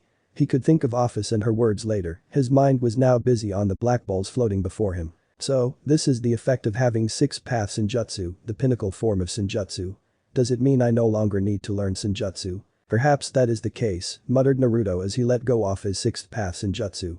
With this form, he won't need to call upon Kurama should his base form couldn't overcome the enemy. And the most important one was that he could reach the evil pieces inside him. However, if he were to take it out, his demonic energy would disappear. The magic he had learned so hard to the point he exhausted himself every day would be unusable. The only magical thing he'd be capable of was just opening the gate of Babylon. Putting that into consideration, shall he take out the evil piece? The most logical answer would be no. This world was full of powerful beings. And he had just been visited by a being that made his strength, which made even Ajuka amazed, meaningless. Pulling out the evil piece would weaken him. Of course it would not be too drastic because he now had access to the sixth path Senjutsu. Regardless, his fighting style would change quite a bit. Therefore, Naruto would not pull out the evil piece. Those reasons aside, he needed to be a devil to repay the kindness that Sona and her family had shown him. He would do it when the time came. As of now, there was no problem with playing devil. After all, devil was not so different to any other being. Therier bad devil, Therier kind devil. It was good that he lived among those in kind category. Well, putting these thoughts aside, it is essential to properly master my new power. Having said that, Naruto lifted his right index finger and created a kinda complex magic circle crimson in color. The space above the magic circle started to rift before gradually forming a hole similar to the one Ophis effortlessly made before. A seal-less clone popped out next to Naruto. And without changing words with his clone, Naruto leapt into the artificial dimension he had purposely made to practice destructive technique. Somewhere, clairvoyance, the ability to peek into the future, was not that special. It was not an ability owned by just a single being. Anyone with a certain level of divinity had the right to stand before its door. Though, the higher one's divinity was, the higher their clairvoyance accuracy. So, between the king of gods, Indra, and the god of destruction, Shiva, it was clear Shiva's clairvoyance was better. That was the reason why Shiva didn't bother himself with Indra's plan to wage war against him. His third eye could see the outcome of the war if he concentrated enough. And so far, Indra didn't have the chance to win. Shiva would start to move once his third eye showed the change in the future. Unless such thing happened, then there is no reason to soak himself in something unworthy of his attention. After all, excluding those three monsters, of which one was being sealed, he was the strongest being in the world. There is no fun participating in something which warranted him to win. Playing as a spectator to amuse himself was a better option. And so, Shiva allocated his free time to solely do nothing but watch. That's why he was now surprised. He had spent a dozen years watching the world through his third eye. And each year showed nothing special. But this time was different. His third eye showed him the revolution that was led by a new nine-tails being. Yokai from all around the world would migrate to Japan. Shinto pantheon as a whole would flourish. Though, there is no chance they would threaten Hindu pantheon, but the change was overall not small. Shiva was interested. This new nine-tails was way stronger than the current nine-tails. He was easily fitted in the top 10 strongest beings. Of course far from enough to reach top 5, but nonetheless strong enough that the spot left by heavenly dragons was filled. Meaning, Hades was toppled from the list of 10 strongest beings in the world. Shiva wondered. If he or anyone wouldn't do anything to hinder the nine-tails who addressed himself as Kurama, the future his third eye had seen wouldn't change. It meant, just a couple of years from now, Shinto pantheon would be stronger than Olympian and Norse pantheon. In that case, should I pay him a visit? Shiva couldn't find the answer. No, it's not because he couldn't decide what to do. Rather, his third eye had shown him something that even the thought before were ignored by his mind. A great battle, one that shook the very sense of the universe. His third eye showed him just that. Though, it was not clear enough for him to see, but he could guess that the battle included those three monsters. Shiva couldn't help himself from laughing. Had he missed some moments these past years that this image just appeared at the moment? Shiva couldn't tell, but his excitement remained strong. The boring period had now come to its end. Well, let pay Vishnu and Brahma a visit. Go town. When the bell rang for the last time at 3:15 and after the rest of her classmates left, Sona quickly left the class. Tsubaki had left a dozen minutes earlier to do their job at the school's gate. Naruto, or rather, his clone, had disappeared in a puff of white smoke as soon as the rest student gone. Though, there is no problem with it. She had informed the clone so that the real him could meet her near the old school building. There's important thing to talk about. It could prove to be her first step in fulfilling her dream. Before long, Sona's gaze met Naruto's. The blonde offered her a warm smile, a smile she cherished dearly. Since no one saw them, Sona allowed herself to return the smile, a bigger one, compared to the small smile she offered to the people who smiled at her. I take it you have just arrived. Naruto nodded his head. So, what is the important thing you wish to talk? Since we're going to this place, I take it has something to do with Gremory Heiress. Indeed that is, replied Sona as she walked alongside Naruto entering the old school building. About my dream, I have a plan on how to start. And at the same time, I will be able to help Rias with her problem. I want to hear your opinion about it. If you have put it into consideration, I see no reason as to why you ask my opinion. After all, between me and you, we know that you have a better mind than me.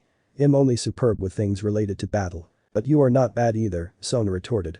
More than that, I don't want you think that I'm just doing things convenience for me. I'm a devil. My desire for things I want is greater than that of human. Sometimes I pay no attention to the means.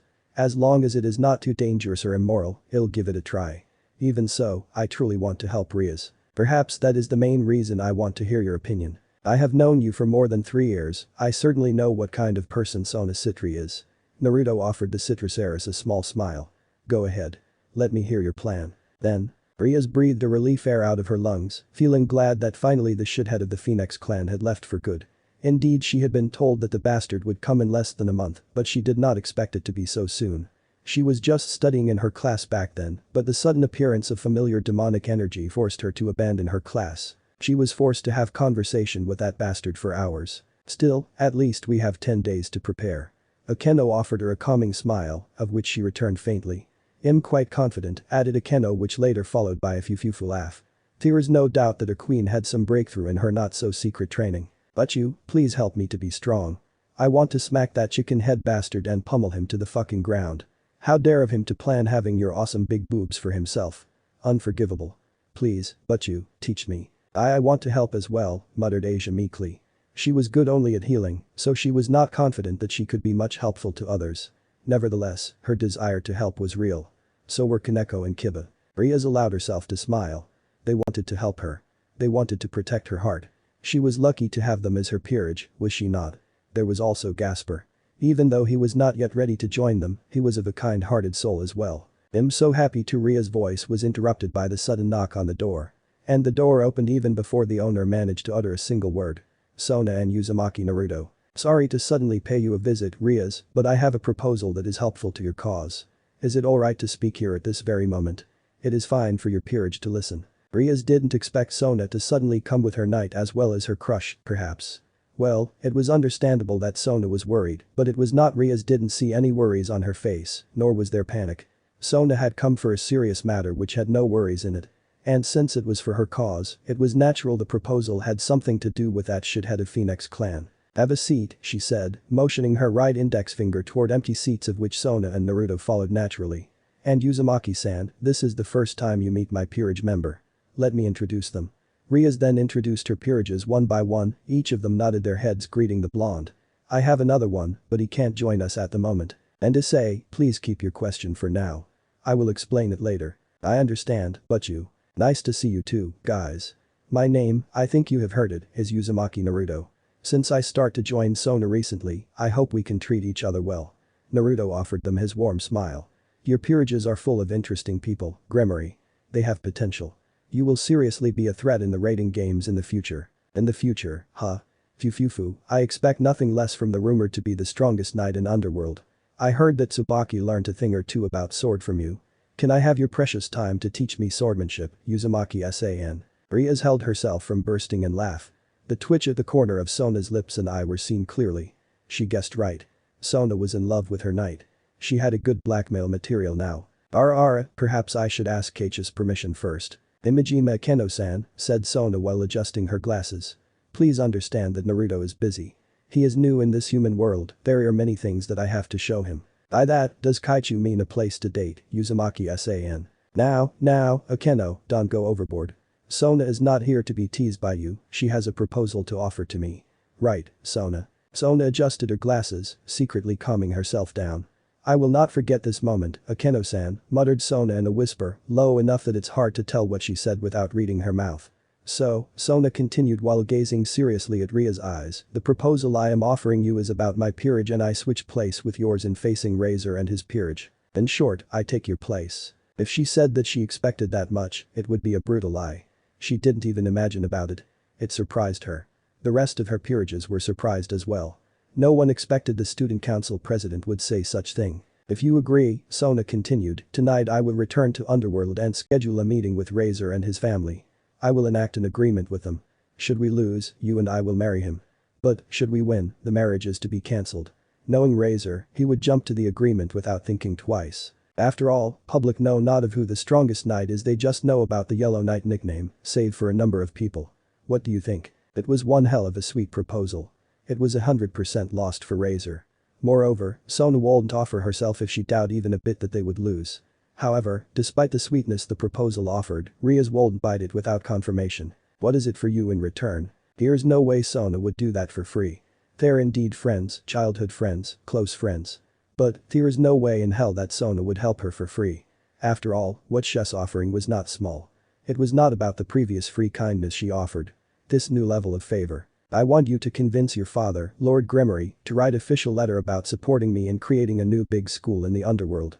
I will discuss the details with your father, that is assuming you agree with my proposal. That is no problem. Exclaimed Rias. Even without my help, he will naturally support you. I know about that, but just in case. Are you sure just that? Rias threw another question, this time with a more serious face. I have no problem with giving you anything as long as it is within my capacity. It is enough. Besides, my true intention is to get support from Phoenix Clan. I will force them to do the same thing I ask of your father should rise or lose, and he will lose. Also, it will not be helping you if I ask for more. They talked for a couple more minutes before agreeing with the proposal. After that, Sona and her knight left the room. Not even a minute after that, Issei threw upon them questions after questions. But the real Naruto, Six Paths Ninjutsu was truly magnificent. It allowed him to be in harmony with nature. It calmed his mind to the point like he was in the everlasting meditation position. And the more important one, it allowed him to fully grasp his power. Things he couldn't do beforehand were now become a possibility. Not only could he use all basic elements, sub-elements were within his reach as well. By understanding how his Truth Seeker orbs formed, Naruto could combine his element into 3 or 4. Using wood style, an element unique to first Hokage, was no problem at all. Really, Naruto had no words to describe Sixth Paths Ninjutsu other than truly magnificent. However, no matter how truly magnificent Sixth Paths Ninjutsu was, it had limit. It was similar to a container filled with water. If the water was taken without a pause, surely it would be empty. So was Sixth Paths Ninjutsu. Once it empty, it would take times to fill it back. How long? Naruto had not yet figured it out, but at least it was no more than a whole day. If with normal Senjutsu Naruto could just take the energy from nature, Sixth Path Senjutsu was different. The chakra was stored inside him like a container. He couldn't absorb it from nature. Simply put, it was his second chakra. It was similar to normal chakra, it would be filled by itself when it's lessened or emptied. Perhaps I should learn the actual Senjutsu, muttered Naruto as he left his artificial dimension. When Naruto stepped out of the hole connecting his dimension and the student council room, what welcomed him was Genshiro Saji himself. There is no one else around. The clock pointed that the school had ended about a half hour earlier. It meant that the other members were still doing their job. His clone, the one he left in the room, was not there. He had sent it to meet Sona as soon as the clone attending the class returned his memories to him. Senpai, may I see your sacred gear? Naruto blinked at the sudden question. But, remembering Tsubaka's words yesterday, it became apparently clear. Genshiro Saji was in love with Sona. He was reincarnated with 4 pawns, he believed himself to be strong enough to be with Sona. The confidence was further strengthened by his rather strong sacred gears. So, when suddenly he met another Sona's peerage that was stronger than him, his reaction was natural. And, comparing his expression at the moment to yesterday, it seemed he had become calmer and accepting. Tsubaki did a splendid job talking to the blonde. You want to confirm whether it is true that my sacred gear is stronger than yours? Naruto asked as he walked and sat up on the sofa right in front of the second-year student. Yes, admitted Saji. I have heard many things about you from Tsubaki-senpai. From the fact that you are Keiichi's very first peerage to the very fact that Keiichi bores love for you, I know about all of it, senpai. I have experienced how much energy you have. So, for me to let you become a man that Keiichi can rely on, I have to see for myself how superior your sacred gear is. Okay, there was a single point where Naruto couldn't follow. Sona loved him. What was the kid blurting out? Was it true? Did Sona really? Honestly, Naruto didn't know how to react. However, remembering every moment he spent with Sona, it was hard to deny what Saji had just said. Moreover, Sona insisted they lived in the same apartment. If that was not due to love, then what? It could be argued that she viewed him as real family, but was that really the case? Naruto wanted to say yes, but his heart screamed no. Tsubaki told me that you have a crush on Sona. Naruto said after a while. Are you fine with giving up so easily? Ha ha ha, you are being funny, senpai. Do you think there is a man who will give up so easily toward a woman they deeply love? There is none. Any man will do anything for their woman. Giving up is not an option. But, what can we do if the woman we love already set her eyes on someone way better than us? Naruto saw how frustrated Saji was, but he did not comment. The smile Keiichi gave me and the one she gave you, anyone can tell that I stand no chance. Do you know what Tsubaki-senpai told me? Saji continued, but didn't wait for response. I will not forgive you if you let your feeling grows deeper. She said that with a face so serious that I can't offer any words to retort. Forget your love for Keiichi, you will only hurt yourself. That time is the first time that I know how it feels to have your heart broken. So, senpai, please help me. Let me see your sacred gear. Saji's love for Sona was genuine. Naruto could see that. Remembering his old days when he was craving for Sakura's attention. Naruto understood that his naivety back then was not something deserved to be called love. He was just looking for attention, mainly due to his jealousy toward that bastard Uchiha and a little loneliness, perhaps. As a man, the only response to give was showing what Saji wanted to see. That's a form of respect toward the blonde. However, the meaning behind that was not something trivial. By showing what Saji wanted to see, it was the same as admitting that he'd be a man Sona could rely on. That was not something Naruto could do. Sure, he had no problem helping the citrus heiress. He had planned to be of help to her to begin with. But, he would eventually leave the world. Even so, alright. Naruto couldn't help it. Numerous golden ripples rifted the space inside the student council room. From the corner to another corner, golden ripples filled the space. The number easily exceeded 1,000. From within each of them, a tip of weapon showed itself: swords, spears, axes, and more. And all of them were not normal in nature. Some were shrouded by holy aura, some gave of evil aura, some radiated divine aura, and a couple of them smelled dragon. Genshuru, I can reign this whole city with weapons. This is my sacred gear, Gate of Babylon. Some were in a rock. Tower of Babel. Bible said that was the reason the Lord scattered human from their union. However, what unknown to majority of human was that the tower was meant as declaration of war from Mesopotamian pantheon to the biblical pantheon. Though, biblical God ignored the provocation. He even used that as a reason to divide human from unity. Human who at the very beginning spoke the same language, they became scattered with many languages. That is the answer to the question, why are there many languages in the world? Upon realizing their plan failed miserably, gods goddesses of Mesopotamian pantheon decided to bring the tower into their divine dimension. They left a cheap imitation of it to remind the human of the event. They then proceeded to help the Sumerian queen, Semiramis, to build another art which would gather the biblical gods' attention. That art was known as Hanging Garden of Babylon, a place that once called heaven on earth, the garden that was floating in the sky. However, their attempt resulted with another failure. Biblical God's attention was focused solely on his own pantheon. Toward the others' pantheons, he took a neutral approach. It was not wrong to say that he was a pacifist. The war the Mesopotamian pantheon wanted was forever remained a wish. So, just like the Tower of Babel, the Hanging Garden of Babylon was brought into their divine dimension, leaving only the cheap and poor imitation behind. At the top of the ruin of the great Hanging Garden of Babylon, the cheap imitation that is left in the human world, an androgynous green-haired being who was sitting in a lotus position, opened his eyes in surprise. What is it, Enkidu? That question came from a black hair pointed ears woman who was sitting upon a magnificent throne, a throne that was not a part of ruin of the cheap imitation of the Hanging Garden of Babylon. My heavenly chains resonate in me, this feeling, it is similar to that time. There is someone who has my chains. Quite far in the east I can sense it, rather, someone who has connection to Gilgamesh. Gilgamesh is dead. Before Tiamat resurrected you, I witnessed her calling upon Gilgamesh's soul. Unlike me, who quickly pledged my loyalty to the primordial goddess, Gilgamesh refused. Tiamat destroyed his soul that it would be impossible for his existence to remain in the world. Therefore, I see no reason that has something to do with Gilgamesh.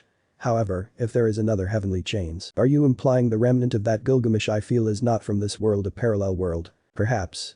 But, it will not be impossible for biblical God to have created something like your heavenly chains. Gilgamesh used your chain after your death, so it is likely the new heavenly chains contains a small portion of Gilgamesh's essence. He was the one who blessed human with sacred gear after all. Well, you can try getting the answer by yourself.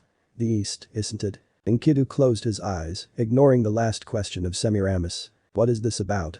Did you just speak about that arrogant bastard who already dead for good? Ishtar, refrain yourself from insulting Gil, he is my one and only best friend. Enkidu threatened without opening his eyes. Mother will not mind it if I discipline you for good reason. Why are you coming here, Ishtar? Questioned Semiramis before the goddess of beauty, good harvest, war, lust, discord and fertility could manage to retort toward Enkidu's insolent threat. Didn't Ereshkigal forbid you from leaving the netherworld? HMPH, escaping the netherworld is child play for a goddess as great as me. Well, it is not like I blackmailed one of her servant to forcefully allow him. Nevertheless, that is not important. I will ignore your previous nonsense, Enkidu, so tell me, what were you talking about?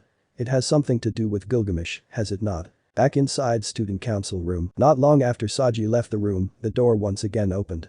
Sona and Naruto came without any greeting. Sona spontaneously furrowed her eyebrow, seemingly annoyed about something. Don't tell me that the one next to me is a clone. Naruto didn't give any verbal response, but the Naruto next to Sona puffed out into white smoke. Well, that is a nice idea, Sona. Naruto said right a few seconds after his clone disappeared. So, will you return to Underworld by yourself? Sona left for Underworld right after their dinner. She said she would handle things by herself. She was confident enough that everything would go her way. And Naruto was sure that that would be the case. When Sona was that confident, there was no way she would end up in failure. Naruto could expect she returned with a beaming smile, saying they would have a rating game. Hence, he didn't bother to try changing her mind. Putting that aside, Naruto didn't plan to go with her at all. Indeed true that he had not yet met Lord Phoenix, but that man surely had gotten himself information about him. Not information about him being Knight of Sona, of course, but information about him being the student of Ajuka. If he joined Sona, there's a possibility the game would not become a thing. Besides, he wanted to check things with Kurama. That Sundeer fox had not tried to talk telepathically with him. Naruto had tried to do that a few times, but he ignored it. So, Naruto had no choice but to go to Inner Kyoto by himself. Well, he could forcefully teleport Kurama here, but Naruto ought to avoid doing that. So, with a small magic circle appeared beneath his feet, Naruto completely disappeared from the apartment. Inner Kyoto, through that barriers surrounded the inner circle of Kyoto. One cold just teleported inside with ease, there's precaution installed into the barriers. If someone sneaked in forcefully, the people responsible of the barriers would naturally know. Yet, it didn't bother Naruto. He appeared on the rooftop of the palace where Yasaka resided in with no worries whatsoever. A few seconds afterward, a man with a horn on the middle of his forehead flashed in front of the blonde. Kurama-sama has sent me to welcome you, Uzumaki Dono. Naruto raised his eyebrows in surprise. Yaokai were prideful. They would add Sama as honorific to the people that were not their god's leaders' important elders. Yet, for some reason the Yaokai before him addressed Kurama as such. It seems so. Naruto replied calmly. Follow me, please, Kurama-sama doesn't like waiting. So, Naruto followed the Yaokai inside the palace. And things were different than before. Naruto had visited Yasaka with Serafall, so he knew how the palace was. But, what his eyes seen were nothing like that time. And the most glaring thing, Kurama was sitting joyously on the throne right at the middle corner of the room, with his fluffy nine tails waving lazily. The throne was not there yesterday night. Welcome Naruto. Now kneel, pay a proper respect to the supreme king of Yaokai. Naruto couldn't formulate words to say, speechless for a few moments. He remembered that it was just yesterday night that he summoned Kurama and asked him to lay hand on Leeline. And now it's true that the method would not matter as long as it brought no harm into the innocent. But taking over the Yaokai, really? Kurama, said Naruto as he walked, shortening the distance between them. Explain to me, or I'll have no choice but to recall you to your place. Watch your tone, Naruto. I'm now a king, I don't like to be disrespected. Kurama paused for a moment, frowning. You seem to be stronger, is that why you seem confident thinking now you can beat me in a fair fight? Kurama. 12 black orbs appeared behind Naruto's back. I don't want to force you, but if you ask for it. Kurama growled, annoyed. But he understood what he witnessed. Naruto had gotten his hand on Asura's power. He didn't know how the blonde did that, but his eyes didn't see illusion. If he fought him, Kurama would lose. True that he could use Leelines to strengthen himself, but that was not enough unless he used all of its energy. Besides, there was no point fighting the blonde there on the same side, only with different purpose. While Naruto wanted to return to their old world, Kurama wanted to take back his other half. Also, he didn't mean to say that all. He just got in the mood to say that. Even though he would never admit it, he started to respect the blonde. Fine, said Kurama pretending to be annoyed. You, he said to one of the Yaokai available, go get me Yasaka. Yes my lord. Naruto sighed as he let go of 6 paths in jutsu. It's good that Kurama didn't force his hand, he didn't want to harass the beast. Regardless, the situation was not good. If Kurama was really doing what he thought Hess doing, it was just about time for Shinto Pantheon to react. And Naruto knew for sure that Kurama wouldn't bow his head to the deities. Conflict could be avoided. There are only 2 options available. Shinto Pantheon became a part of Kurama's people, or Shinto Pantheon became an enemy of Kurama. Knowing Kurama, the arrogant beast was confident that he alone could take down all the big names the Pantheon could offer.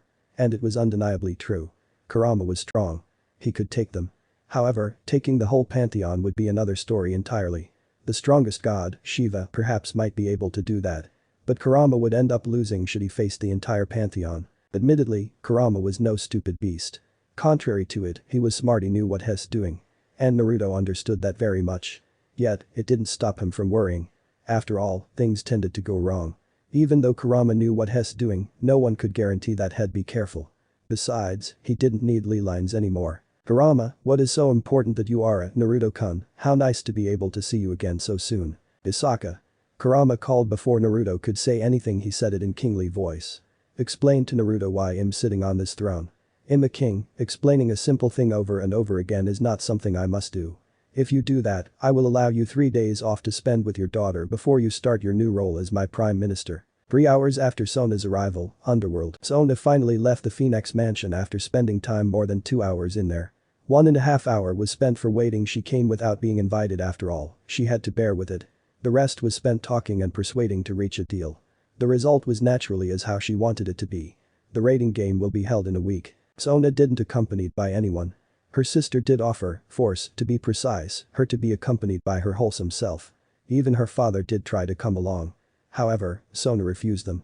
This was her business, she could handle it by herself. Besides, she's an adult already. An adult handled their problem by themselves. At least, that's what she believed. But the feeling she felt at the moment was precisely the presence of Serafall. She had tailed her. And she started to believe that the reason Lord Phoenix appeared after 1.5 hours of waiting was due to Serafall's intervention. She was not important enough for the head of Phoenix clan to leave his job and met her. Sona felt the urge to call out to her sister, saying that she knew she was there. However, she held herself back.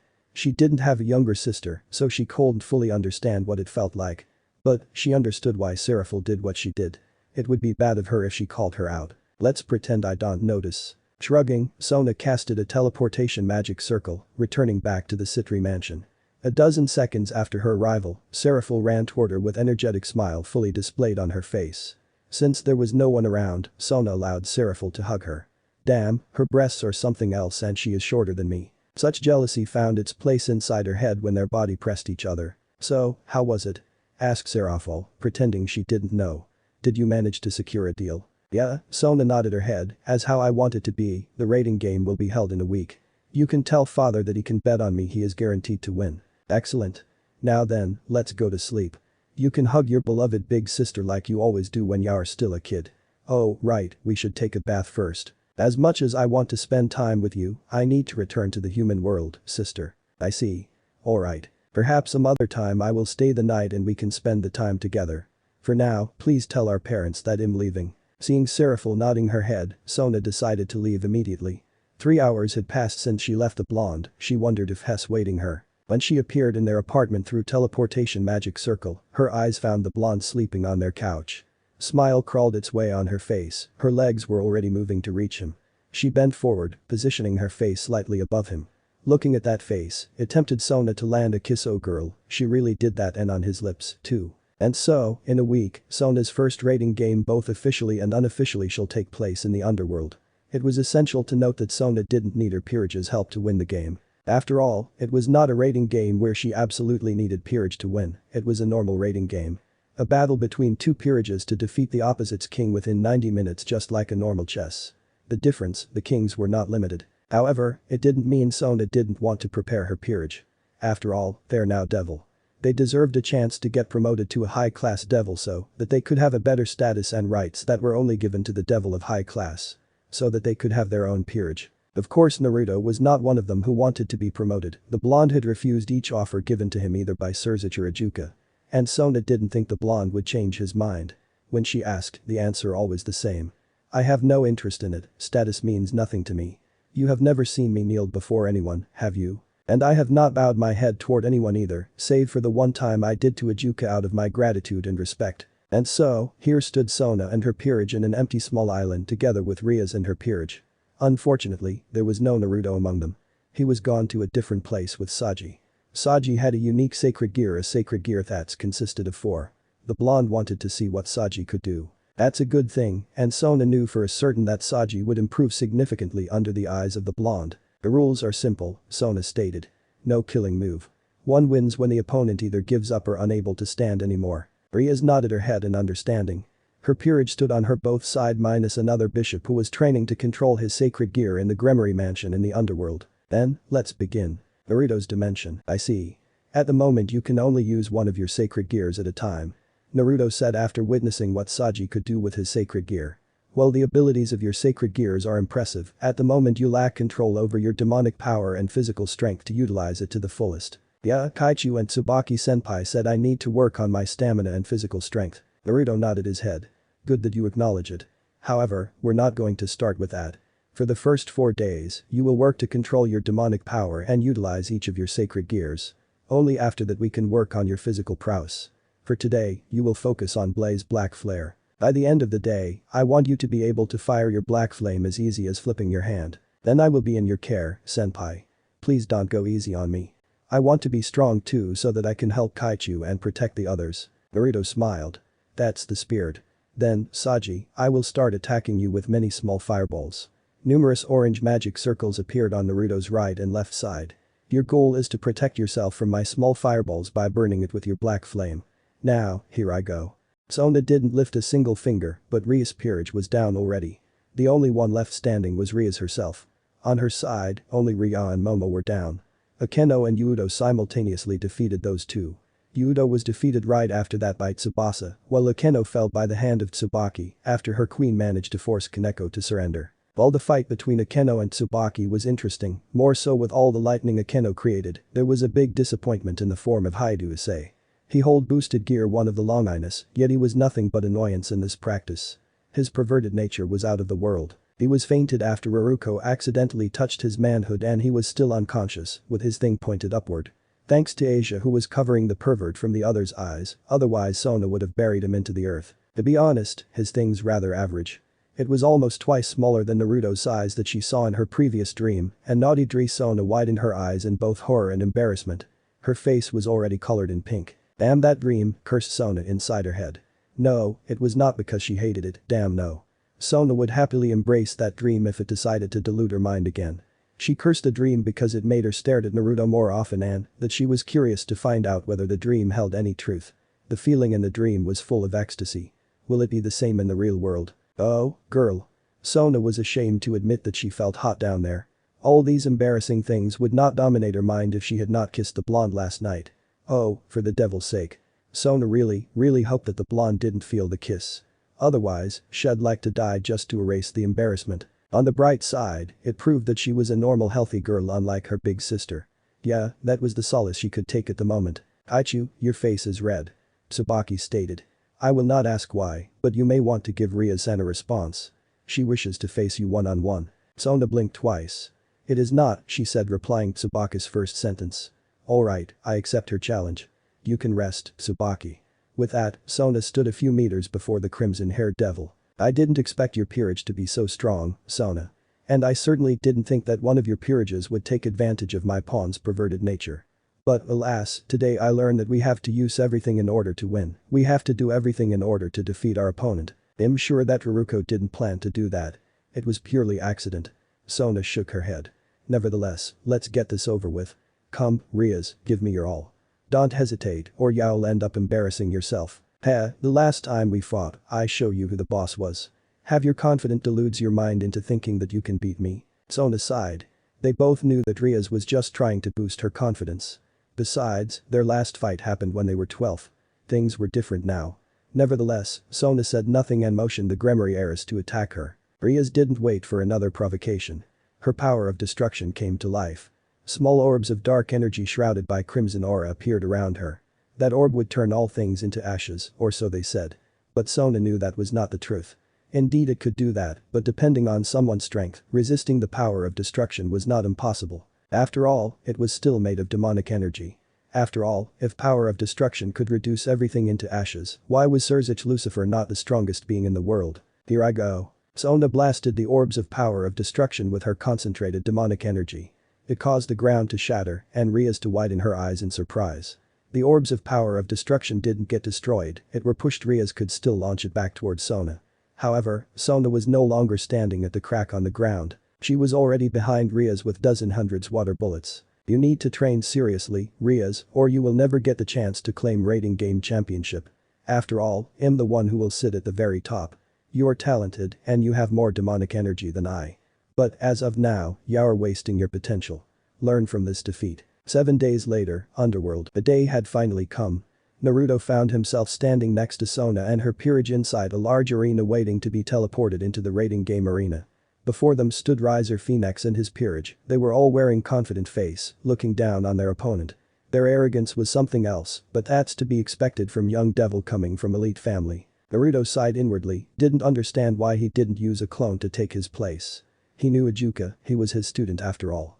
It was not difficult to fool the rating game system so that it would read his clone as himself, despite not having evil piece inside. However, here he found himself in his real body. Oh, well, it was too late to change his mind. People would notice if he started to change place with a clone. Having a smart wife isn't bad at all. I like to collect different type of woman. You and Rias, I'm sure it'd be happy having you joining my harem.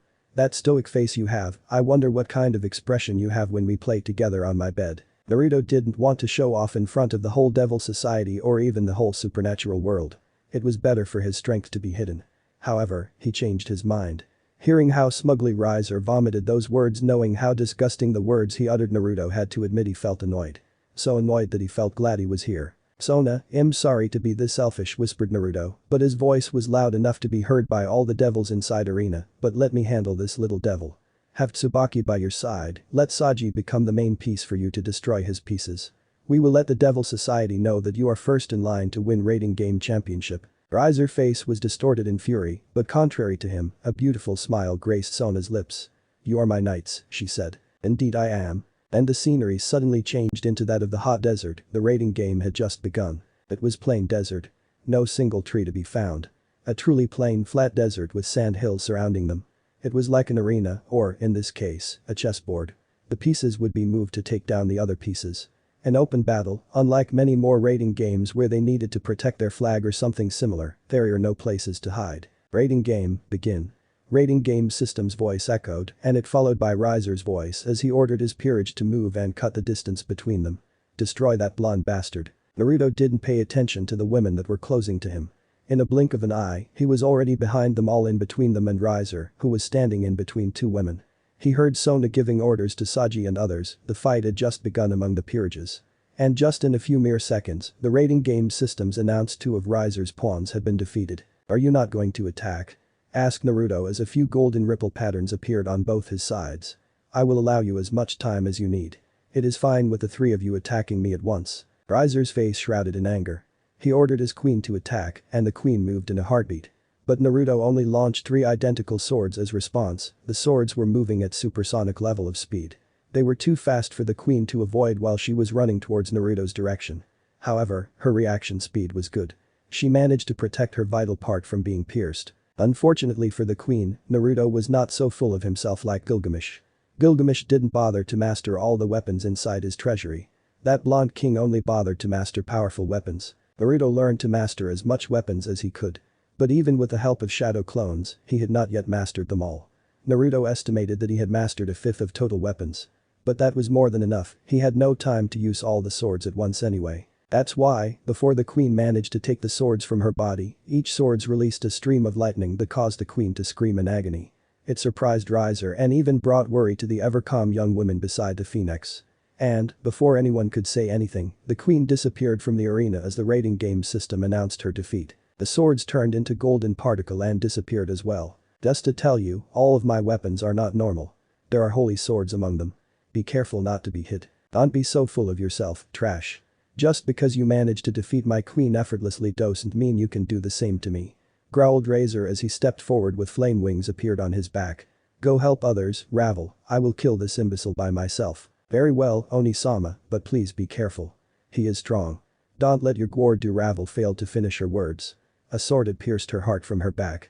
She disappeared a second after as the rating game system announced her defeat. Lesson number 1. Do not let your guard down while in the presence of an enemy. Naruto said as he raised right index finger. Just because you ask her to leave, it doesn't mean ill aloud. Now then, shall we? Here's no verbal response from Razor, but there is no need. His anger had gone beyond its limit.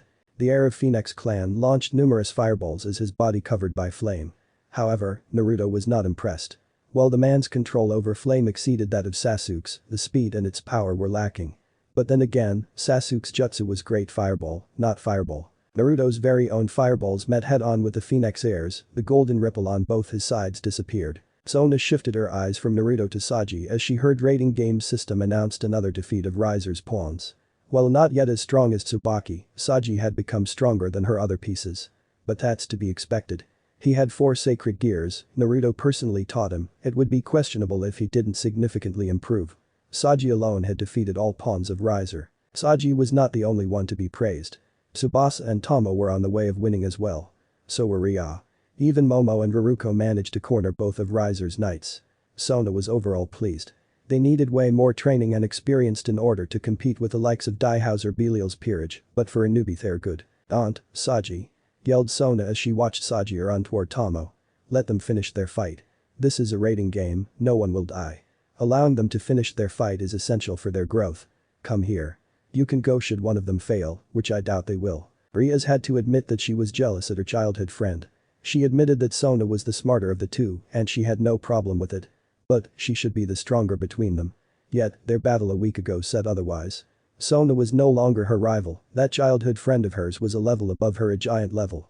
While she was walking these years, Sona was running. Watching the Citrus Peerage's performance was enough to tell her that she was lacking behind even in ambition. It is no wonder that she said those words, muttered the crimson-haired devil as she recalled their friendly battle. I should reduce my time watching and I'm. Lord Phoenix was furious as he stood before the most genius devil in existence. He didn't bother to continue watching his son's raiding game. He had already understood the outcome of the match when his eyes found the whiskered blonde devil among Citrus Peerage.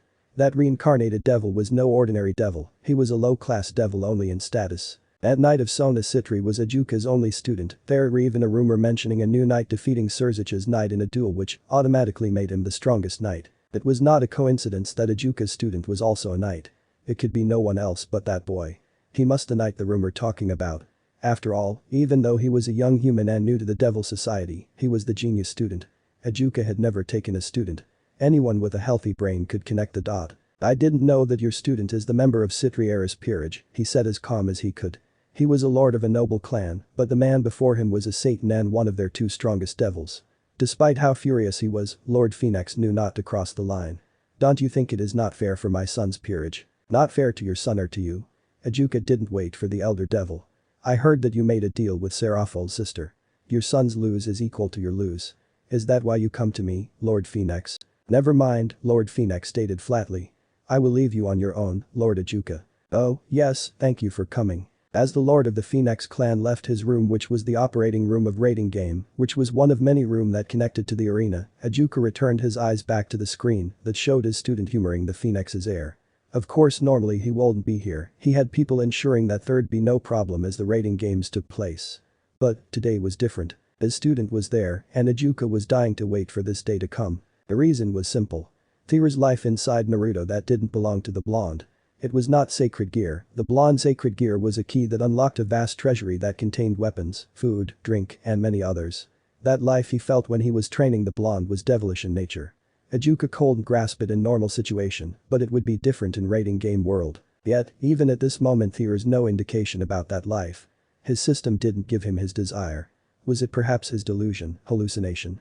Or, there was something abnormal that even his system couldn't detect. Speaking from human language, Ajuka was a man of science. He trusted his creation, it was unlikely that his system failed to detect it. Then, was he indeed having delusion? Naruto's life force was great for a former human. Perhaps that life he felt was the effect of Naruto's shadow clone. It can be a good explanation, but I will observe until the end of this game just in case. Riser couldn't believe that he, a member of Phoenix clan, was struggling against a reincarnated devil in using the very element his clan was famous for. Yet, he was not in a dream. That blonde bastard faced him using fire magic, the very magic he excelled at. And he was not winning their contest. They had thrown fireballs toward each other for a few minutes, and Rise was losing. Insolent bastard. Yelled Riser in fury. Don't get ahead of yourself. I will show you the true power of a phoenix. As the voice left his mouth, Riser used wind to enhance his flame. In all sudden, his fireball grew in size and speed. For a second it started to overpower his enemy's fireballs. However, before another second passed, a stream of flame engulfed all of his attack at once. It was large and fast, forcing the heir of the Phoenix clan to fly. Of course he could take it head on, but he didn't want to be the first to receive a hit. It didn't matter that he was immortal. The point, taking the first hit would hurt his pride. That reincarnated devil was that annoying. Riser's eyes widened in surprise as he witnessed a sea of flame covered a large area large enough that it started burning the sand hill. Moreover, the flame was breathed by the reincarnated devil. He breathed it. Even a phoenix like him couldn't breathe fire. Yet, that bastard he did it like a dragon. You just who the hell are you? Right a second after he shouted out that question, Raiding Game System announced the defeat of his last peerage member, thus leaving him alone in this arena. "Well, time for play is over," said the blonde, not bothering to answer his damn question. "This is the end. You will suffer until your demonic power no longer able to keep you regenerate or that you give up." Razor had not the time to snort at the lowly devil beneath him. His eyes widened in fear as golden ripples appeared basically everywhere. Tips of weapons came out of all the ripples which he couldn't count anymore. And, in less than a second, hundreds upon hundreds weapons launched itself toward the brown-haired devil. Let alone to escape, Riser had not the time to curse as the holy swords pierced his body. There is no other way to escape except using teleportation. However, teleportation was not an instant type of spell. Preparation was needed, but the time he did not have. Riser suffered under the sharp steel of swords and spears, and all of them were holy type of weapons. His scream was the only noise to accompany the rain of the weapons. Brutal. Merciless. Those two words were the right one to use to describe the defeat of his son, as the Lord of the Phoenix House listened to the rating game system announcing the winner. He had just returned back to the spectators' seats on the arena when the screens showed the holy weapons showering his son. It was 5 minutes ago, and now he was staring at the citrus heiress peerage as Serafall and Sersic congratulated them. "Darling, are you alright? Let us see Riser. Those weapons must have left so much pain in his brain. That reincarnated devil doesn't look like a cruel person, but his treatment to our son was cruel." Lord Phoenix shifted his eyes toward his wife before finally nodding his head and said he punished Razor for his earlier words towards Citri. "I, too, will punish anyone that dares say such nonsense about you right before my face." The day had passed. Sona allowed her lips to bloom as the Phoenix Lord handed a piece of paper that contained the support of Phoenix clan toward her school creation. Rias had given her the signature paper of the Gremory Lord yesterday. And with the paper of encouragement from the 4 Mau and her own clan, she now had 4 important papers that would guarantee the standing of her school. However, unless she got the support of Bale clan, there'd be many obstacles to overcome. "Thank you, Lord Phoenix. I'm glad that despite everything, you're a person that can be respected. It will reflect badly on my clan if I go back on my words. But still, what you're going to build is something against a noble society. It matters not that the 4 Mau support you. As you are already aware, Zekrom Bale holds more influence than all the Mau combined. I suggest that you build the school in his land, otherwise your school will not attract anyone but low-class devil, and probably the extra ones." Sona nodded her head. She had thought of building the school in citrus territory, but Lord Phoenix's words managed to change her mind without a second thought. If she could have her school built on their territory, the noble clans won't ignore it. However, getting the permission would require a great effort, a very great effort. Nevertheless, Sona would see it that her goal realized. One day hopefully there would be no discrimination in her race. "I will do that. Once again I thank you, Lord Phoenix. Now then, please excuse me. I have to return to my home." Seeing the owner of the mansion nodding his head, Sona left the room. There was Razor Phoenix leaning on the wall right before the room, his arms folded across his chest with eyes glaring angrily. No doubt that he waited for her. But Sona paid it no mind. She walked away, leaving the heir of Phoenix clan without a word. You manipulated me into accepting your challenge," accused Riser quite angrily. "You hide the fact that you have Lord Ajuka's student among your peerage." Sona's footstep came to a halt. "It is not that I manipulated you," replied Sona calmly. "You're just too arrogant to bother asking, let alone investigating."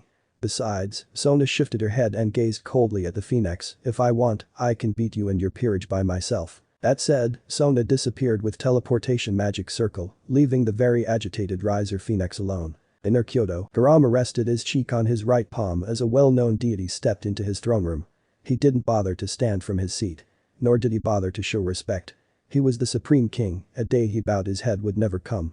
It didn't matter that the deity standing before him was the Amaterasu herself. Even if the destroyer god Shiva took Amaterasu's place would not change a thing. The only one he would bow his head to was the old man Hagoromo. "So you are the strongest yokai that has taken Yasaka's leadership, Kurama the Nine Tails." Amaterasu didn't wait for any response. "It is an agreement between us that Kyoto yokai worship Shinto deities and Shinto deities protect yokai. This agreement has begun even before Yasaka took the mantle of leadership. I understand that according to Kyoto Yaokai's culture, the strongest 9 tails shall be put as the facto leader. However, the agreement between us can't be changed just because there is a change in leadership. It is true, the agreement can't be changed just because I will it." Kurama decided to humor the Shinto pantheon's chief by agreeing to her statement. After all, it was true. Despite how full of himself Kurama was, he respected an agreement as long as it was a mutual one. "Then, however," continued Kurama, cutting the sun goddess words without any sympathy, "I find that the Shinto pantheon failed to fulfill the agreement. You're supposed to protect yokai that has affiliation with Inner Kyoto. Yet, I heard a few yokai were killed by other faction, mostly devil and fallen angel in the very land of yours. Not to mention about the extinction of Nekushu race. Amaterasu frowned. Shinto pantheon is no Hindu pantheon, she stressed. We're not capable of solving everything with power alone. You have to understand that if we punish the fallen angel, they will treat it as a declaration of war. Facing Grigori is certainly not a problem. We can destroy them anytime. However, fallen angel is a part of biblical faction. Angel and devil, despite having problem with fallen angel, they'd not stand still seeing Grigori get destroyed. Shinto pantheon can't win against a whole biblical faction, not to mention that 2 of them are listed in top 10 strongest beings. Kurama raised an eyebrow. Not were the sun goddess whole reason, but at the mention of top 10 strongest beings. Living inside Naruto and Underworld for a few years, Kurama knew about the so-called top 10 strongest beings. Excluding Ophis and Great Red, whom Kurama assumed as the equivalent of Juubi, Shiva the Destroyer stood at the very top. All mythologies put him at the pinnacle of strength. But, number 2 and the rest were not the same, each mythology had different name in the top 10 under Shiva. After all, they couldn't decide how strong someone really was unless they fought each other. They based it on their fights which were recorded in history and their legend. Shiva stood at the pinnacle of strength because in all these years, no one could really challenge him. His legend alone was enough to enthrone him as the strongest being, excluding Infinite Dragon God and True Dragon. For New Devil faction, it was like this. Shiva, Vishnu, Brahma, Indra, Latifan, Fenrir, Surzich, Ajuka, Hades. Naruto was supposed to replace Hades, but they didn't put his name for the obvious reason. Tell me your pantheon version of top 10, muttered Kurama after a minute of silence. Shiva, Primordial Goddess, Tiamat, Vishnu, Brahma, Amun-Ra, Indra, Thor, Fenrir, Surzich, Ajuka. Amaterasu listed the name, and then she started thinking, before continuing. Hades and Tiffin probably can be listed in top 10, but we believe Surzich, Lucifer and Ajuka Beelzebub deserve the spots more than those 2. Kurama noted that there are clear differences in their list compared to the Devil's version. The most notorious one was Primordial Goddess Tiamat taking over Vishnu position. There was Amun-Ra droving Indra to the 6th place. Fenrir was noted to be as strong as the heavenly dragons, meaning that Surzich and Ajuka were still not at the level of Drake and Albion. However, it was just based on assumption. In terms of power, Kurama believed that heavenly dragons were around the same level as Jaiuki the 8 Tails. He could handle all of his siblings at once, of course it was him at full strength. But at the moment, probably 4 or 5 Biju at once was his limit. Meaning, his strength, compared to the top 10 strongest being, stood slightly below Indra, the god of war, who could handle both heavenly dragons at once. Then, how strong are you compared to Fenrir? Kurama believed he could beat both Surzich and Ajuka at once, thus he didn't bother asking about them. Is it possible for you to subdue it? Kurama had heard about Izanagi and Izanami. They should be stronger than Amaterasu herself or her siblings. Izanami was ruling the land of Yomi. Izanagi. There is no information about that particular god. He was confident that defeating Amaterasu and her siblings was not hard to do, but what about Izanagi? How truly strong was he? Amaterasu frowned. I do not come to discuss about strength. Are you trying to lull me into answering such question? How imbecile. Let us return back to the topic we just left. Are you trying to break the agreement we have made a long time ago? Kurama chuckled. He was clearly amused at Amaterasu's reaction. It was nice expression. The black-haired beautiful woman clad in black-white kimono did really have nice expression. It is not I who broke the agreement, replied Kurama after a while, his face was dead serious. It is you who did it. As the new leader of the Yokai, I have decided that the agreement is no longer a thing. Why would my people worship deities who let them die at the hand of the enemy in their very land? Aren't you supposed to protect them? You Shinto pantheon are truly a disappointment. You? How dare you? Watch your tone, woman. Kurama growled, but did not wait for any response. Both Kyoto Yokai and Kanto Yokai will not bow their heads to you anymore. I, the Supreme King of Yokai Kingdom, hereby declare that we're no longer a part of your pantheon. And I have no intention of changing my mind. However, we're open to having good relationship with Shinto pantheon. I see. Amaterasu bore unreadable face. So be it. Amaterasu turned around and said while glaring murderously. Your existence is the problem. To return peace to our beloved land, our beloved territory, we will end your existence. It'll give you 3 days to change your mind. Should you ignore my mercy, do prepare to face the wrath of Shinto pantheon. Kurama laughed his ass off. Citri Mansion, Underworld, and Sona appeared inside her family mansion. Naruto was petting Serafall's head softly as the Mayu sat comfortably on his lap with eyes closed. It was not a rare occurrence, to be honest. Like she used to say, Naruto was Serafall tamer. But still, saying that she was not jealous was a big lie. Sona wanted to take Serafall's position too, she knew that it was nice to be in Serafall's place. Alas, Sona couldn't voice it out, she could only stare silently at those two and quickly averting her eyes when people started to notice. Of course her effort was in vain. Except for Naruto and Serafall who were oblivious to Sona's gaze, the rest of her peerages were not. Even Saji did notice it. However, none of them said anything. If the woman on Naruto's lap was not the Mayu, probably Saji would have said something. But with Serafall Leviathan at the blonde's lap, they couldn't say anything. And naturally, Sona was oblivious to the fact that her peerages noticed her gaze. Ahem. Faking a cough to gain attention, Sona told them all that they would return to human world in an hour. Their student council after all. Setting the role for the students to follow was within their job list. While his clone was enjoying teacher's lecture in the classroom, Naruto was thinking a lot about the offer of Infinite Dragon God. It was tempting, very. For his purpose, that was the golden ticket. Yet, even though the shape-shifting dragon god would come to hear the answer in less than 3 weeks, Naruto had not prepared a solid answer. It was too soon. He planned to stay in this world at least until Sona got half of the Devil Clan's approval. Should he reject her? Well, admittedly it was too rash. He might not get such offer ever again.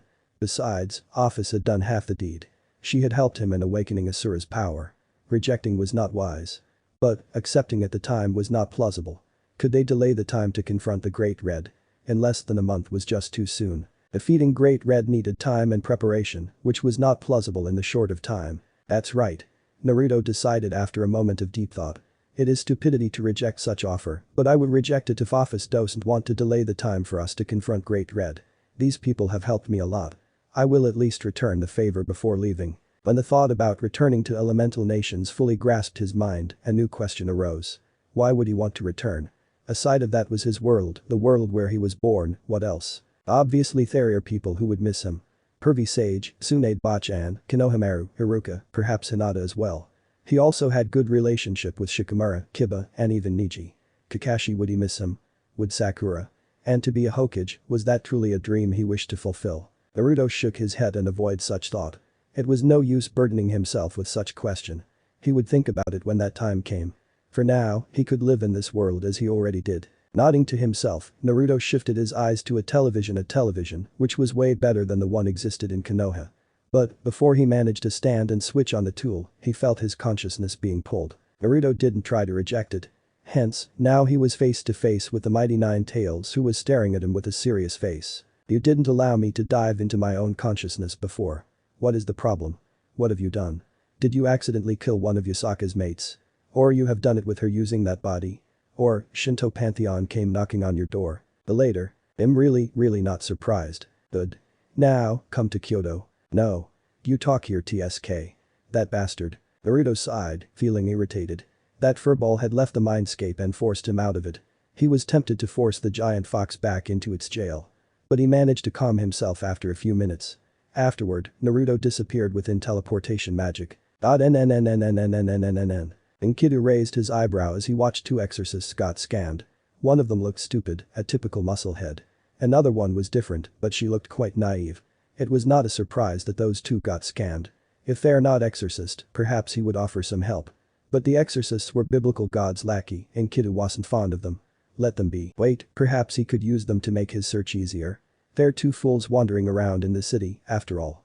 It would not be difficult to manipulate them. Indeed, he did not know why they're in this town, but it was hardly a problem. Once he got them under his thumb, they would spill it out themselves. Wasn't it better than him doing it alone? And so, Enkidu approached those two. In her Kyoto, Asaka growled angrily at the male Ninetails before her. She didn't think that it would come to this.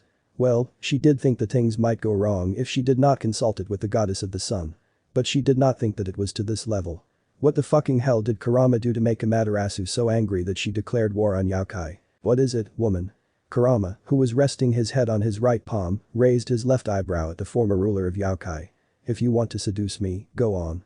Take off your clothes and dance naked before me. Though, I must warn you that I do not stick my thing inside something that has been used by the other males beforehand.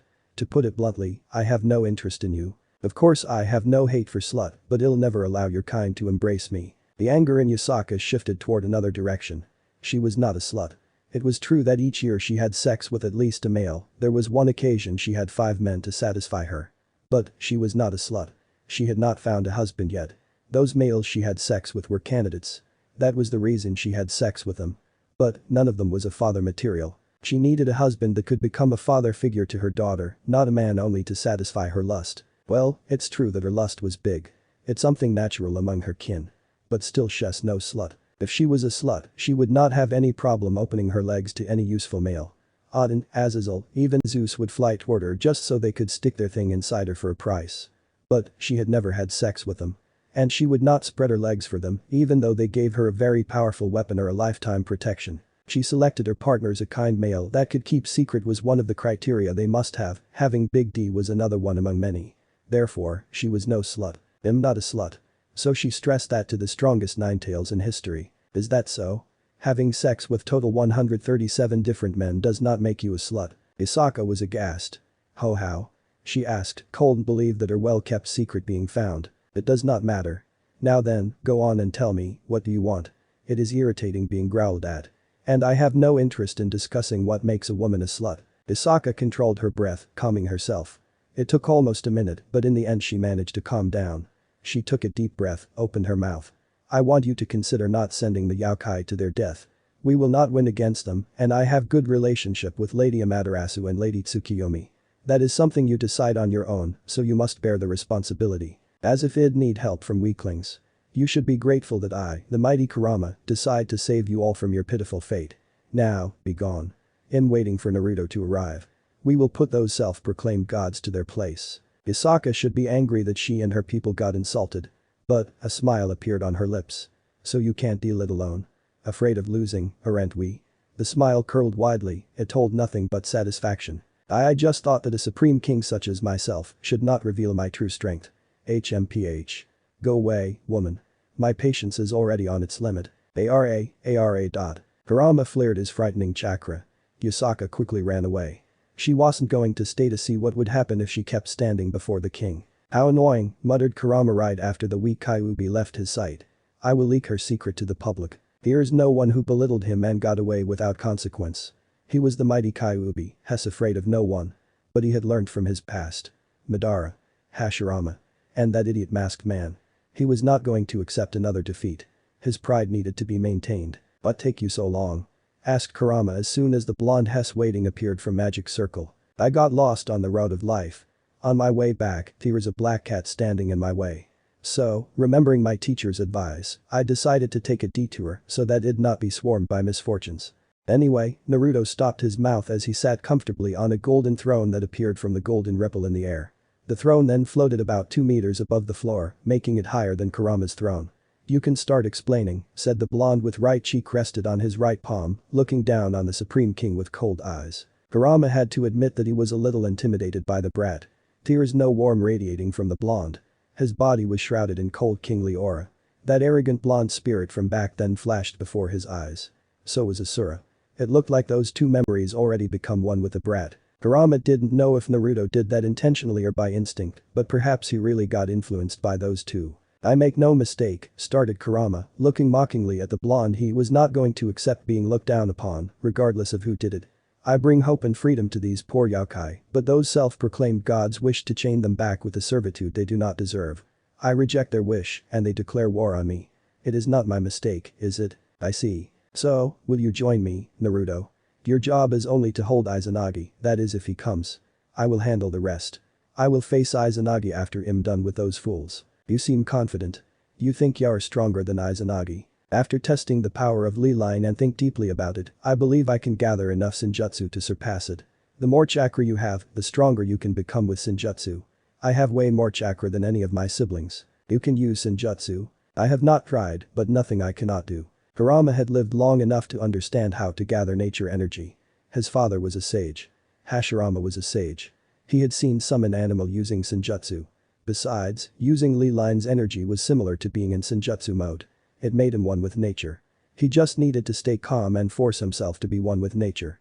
Even though he had never tried it, he should be able to do it. He is the mightiest Bijuu. If a giant animal can do such thing, why couldn't he? I see. Then, I will assist you. But, I have 2 conditions. First, prepare a costume and a mask for me to wear, mask that hides my devil's presence. Second, you will teach me your Senjutsu style after we're done with Shinto Pantheon. Oh, right. Asura was not a real sage. He got power from Hagoromo. It's no wonder that Naruto cold learned Senjutsu on his own. Fine. Kurama had no problem with teaching the blonde. Your conditions accepted. Very well. The golden throne disappeared, Naruto landed gracefully. Anything else? I plan on creating a shinobi system in my kingdom. I will teach those ignorant fools how to use chakra properly. And not so far in the future, I will have shinobi kunoichi and recreate Anbu of my own. What do you think? Naruto stared at the strongest tailed beast for dozen seconds, but after that he smiled faintly. You are taking the Supreme King seriously. He said, kinda amused at the Ninetales. Are you mocking me? No. I was praising you. HMPH. Then I will take my leave. Make sure that you tell me first before forcefully summoning me. Kurama didn't say anything as a response. He watched silently as the blonde entered a dimensional portal. Soon after, Kurama was alone in his throne room. Thanks for watching.